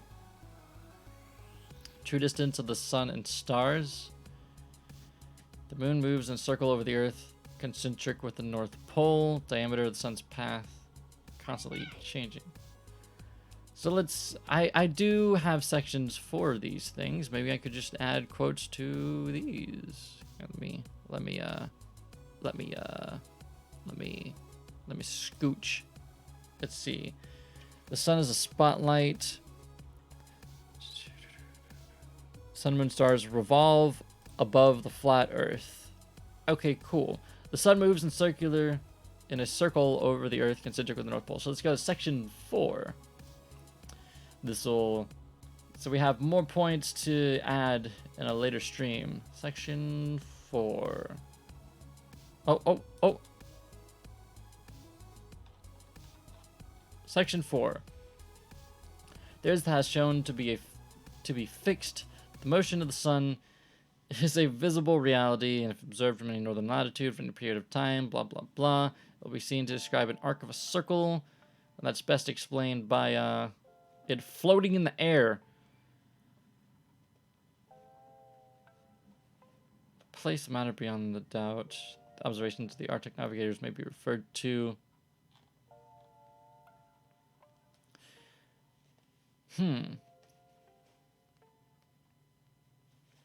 So,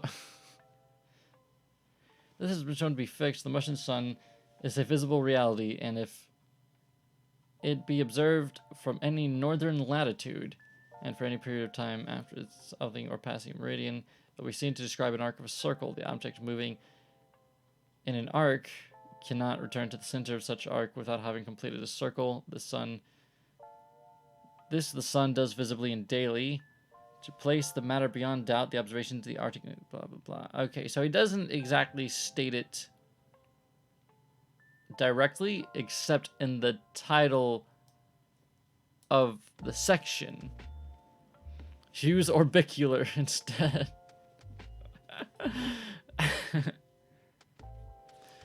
It was right. Rotundity is used in the book.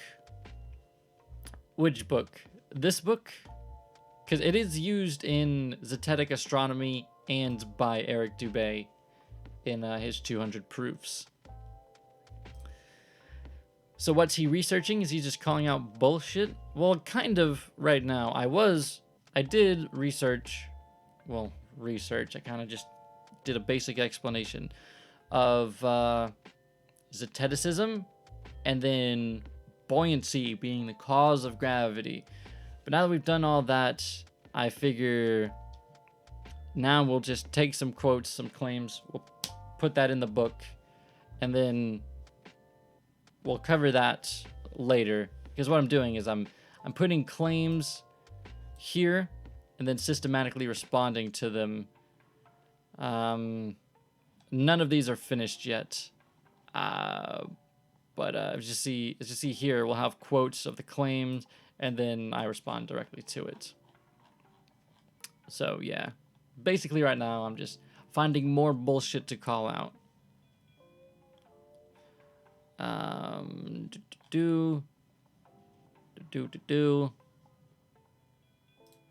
Is there 2 spaces here? There is indeed. Anyhow.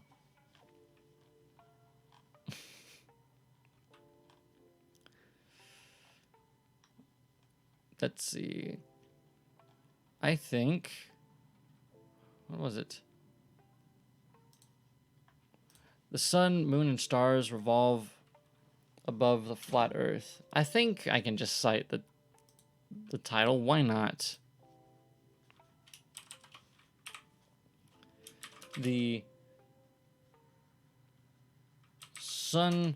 I'll capitalize sun because I know he would have...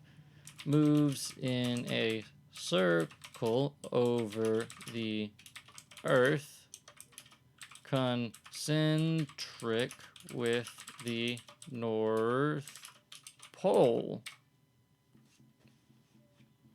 Then do parallax 1865 page. What page is this? He doesn't say. 75. Page 75.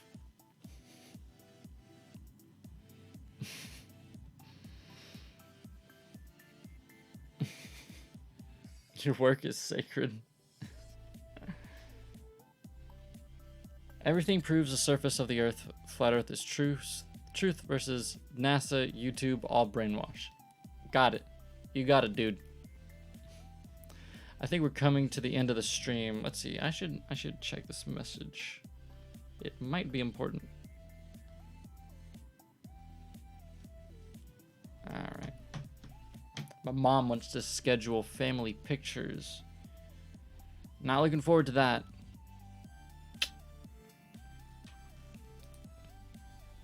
The sun moves in a circle over the earth, concentric with the North Pole. If it be observed from any northern latitude and for any period before and after the time of southing or passing the meridian, it will be seen to describe an arc of a circle. Place amount or beyond dot. Observations.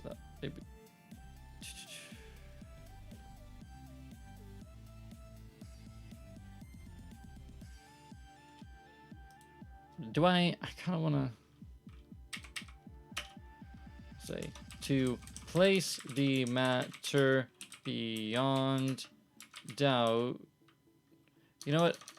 I'll do this. Then dot dot dot.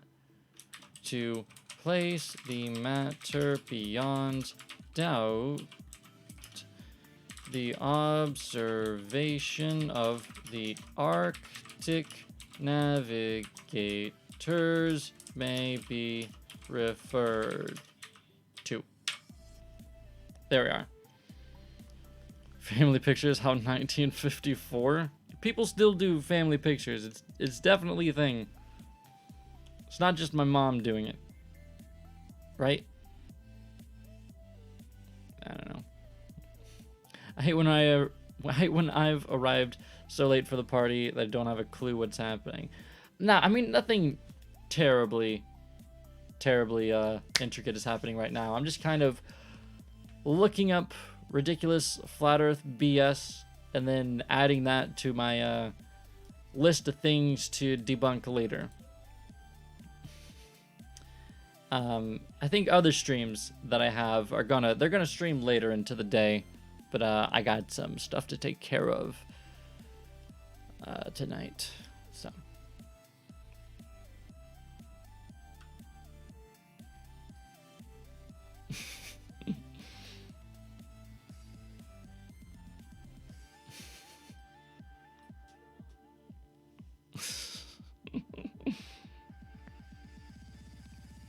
all right, so what else do we have? What's in the next section? The diameter of the sun's path is constantly changing, diminishing from December 1st to June, whoever, whatever, whenever, whatever.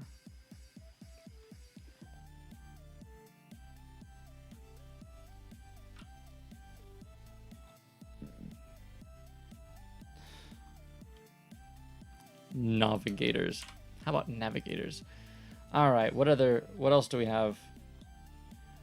Cause of day and night seasons, etc. The sun S describes the circle AAA. Okay, neat. I guess he's referring to one of the things, blah, blah, blah. If the Earth is a globe, it is evident that winter and summer and long short days will be the same character and duration to corresponding latitudes. Right.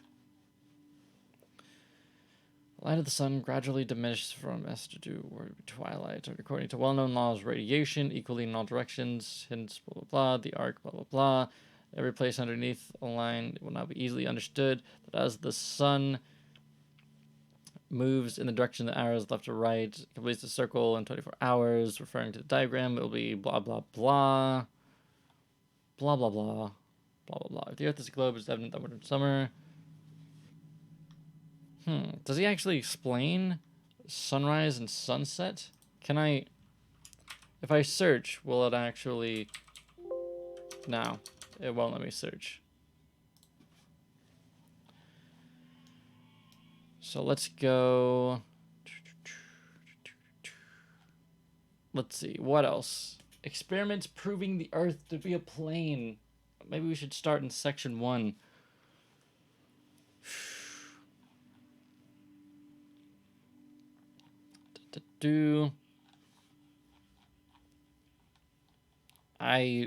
There is no section 1 header.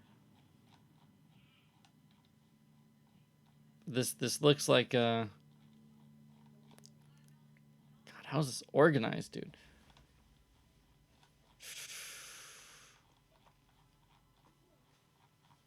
Where? Okay, all right. You know, can we go back to? Let's go back to Eric Dubay for a second. Let's. We're gonna have a headache either way, but I'd rather have a headache. I don't know.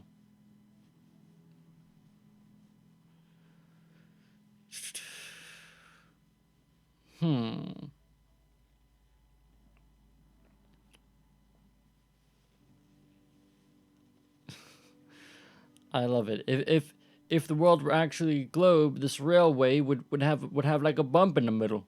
It would have a bump in the middle. You'd be able to see a bump in the middle of the railroad.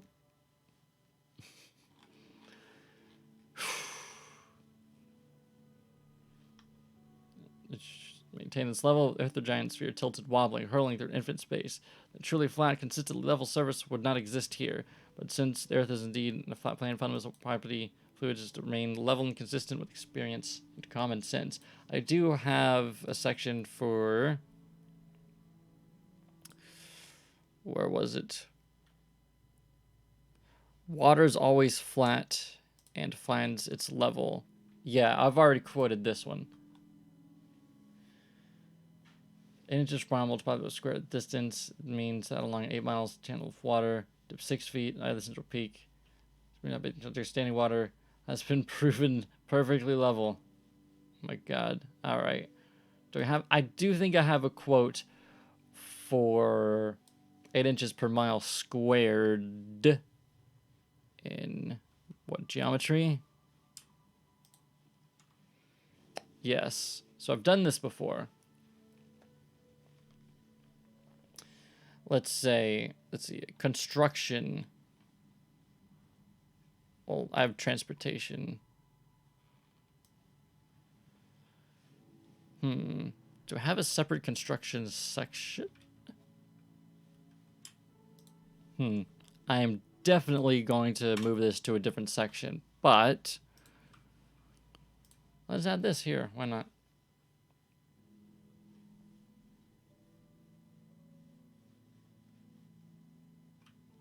Here, we'll say Dubay, what was this, 2015, number 7. I do think it was 2015, right? Let's go Dubay. Yes, 2015. He says, well, we can just copy and paste. So here, we copy and paste his bullshit.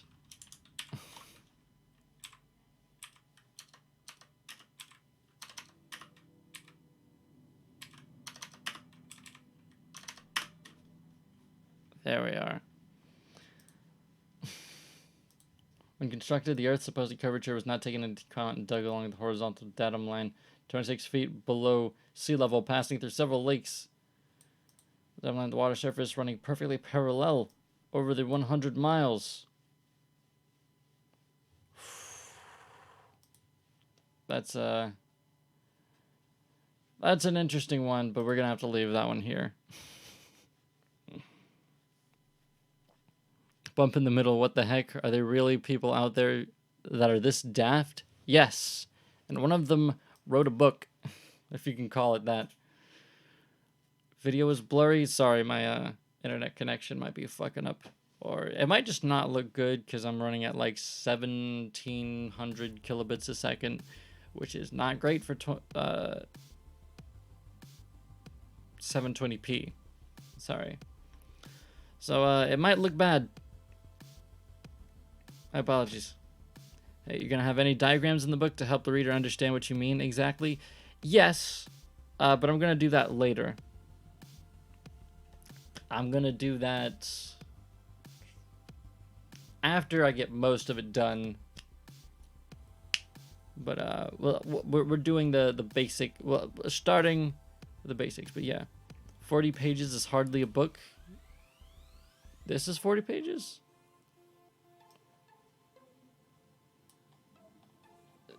I don't think it says. Oh, 35 pages.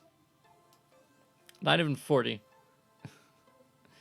See, my book, it's not even finished, and we already have 23 pages. We're gonna have at least 100. Almost certainly more. A book about a flat Earth. Yeah, 200 proofs the Earth is not a spinning ball. That's a real book that exists. You can buy a hardcover copy, but the ebook is free.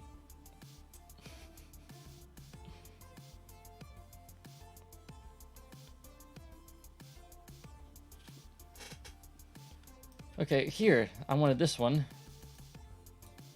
Olber's paradox states that if there were billions of stars, which are the suns in the night sky, which filled up completely with light, as Edgar Allan Poe says, succession of stars endless, then the background of the sky would present us,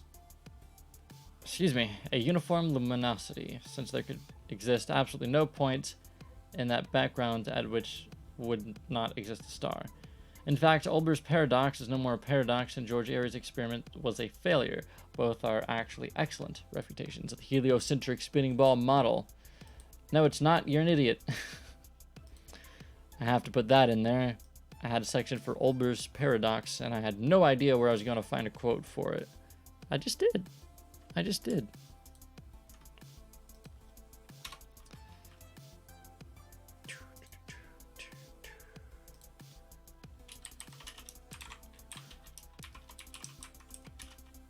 2015, number 17. And Control Alt Shift V. Then we correct all of this because PDFs.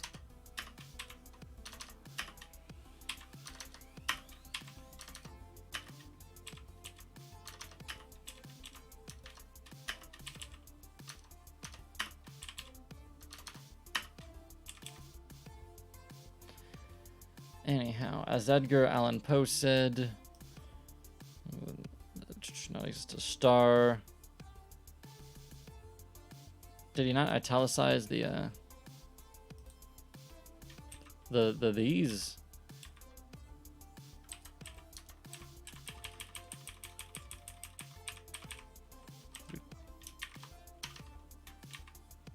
So there we are. We're gonna have to respond to that at some point.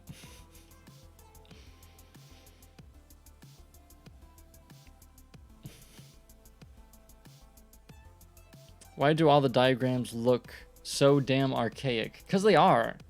I wouldn't be surprised. Cause like some of these, like this, that's got to be from a scientific experiment that happened like hundreds of years ago. Because I do cite those. This is probably some royalty-free thing he found somewhere else. Did he take somebody's slideshow presentation and then just paste one of the slides in here? The answer is he's getting these from somewhere. Lord knows where. Like, I've seen this animation before. Like, oh boy. That boy. This. Ugh. Ugh. This has got to be the worst book. Scientific experiments. Scientific experiment. How about that?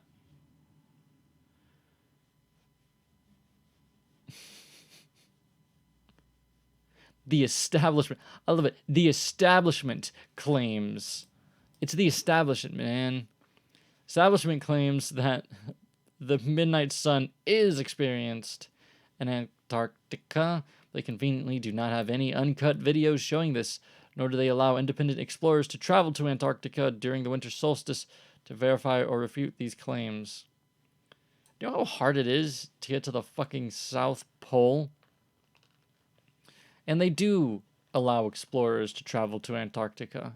They do, and there is videos of this. Conversely, there are dozens of uncut videos publicly available showing the Arctic midnight sun has been verified beyond a shadow of a doubt. Okay, that's... You see, I saw flat earthers complaining about the southern...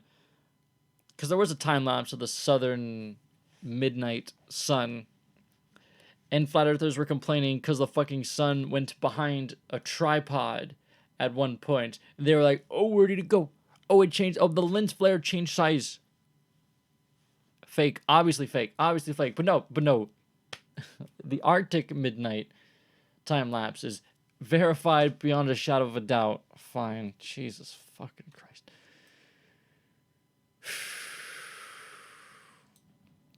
Anyhow. The establishment. It's the establishment, man.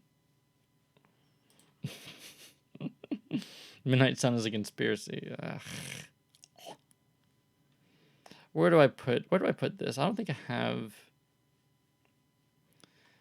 a section for this yet. Astronomy. I'll just add another in astronomy. I'll probably change it somewhere else. Let's go heading 2. There is no 24-hour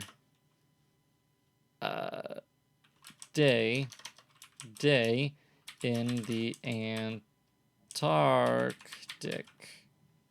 And then for quotes, I'll just put Eric Dubé.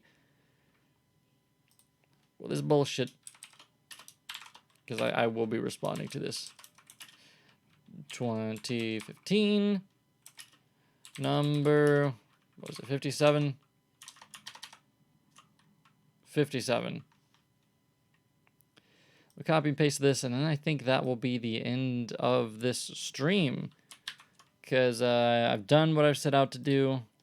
We had fun. But,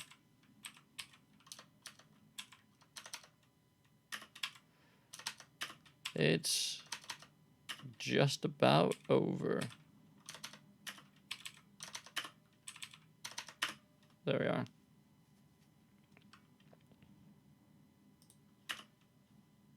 Why is there spaces after the end? I don't get it. Not any shot of... Okay. So yeah, let's save. And I think this is gonna be it.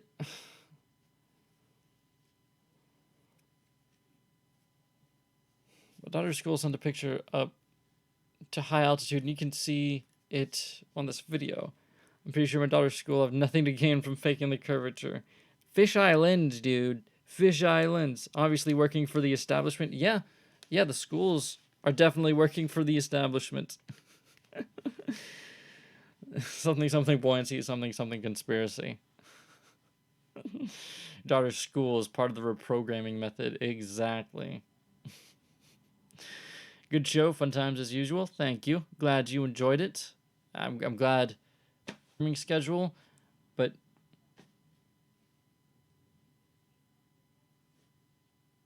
all right, my internet speed is telling me it's time to get off.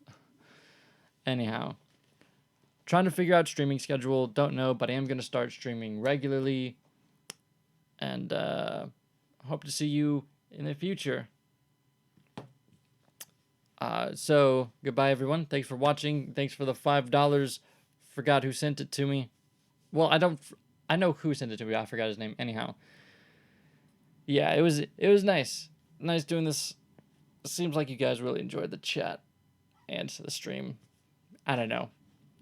I just never know how to end these things. So I don't know. I feel like I gotta state my appreciation. I don't know. It always feels sudden to me. But have a good night. Flat Earth researchers, debaters, and debunkers.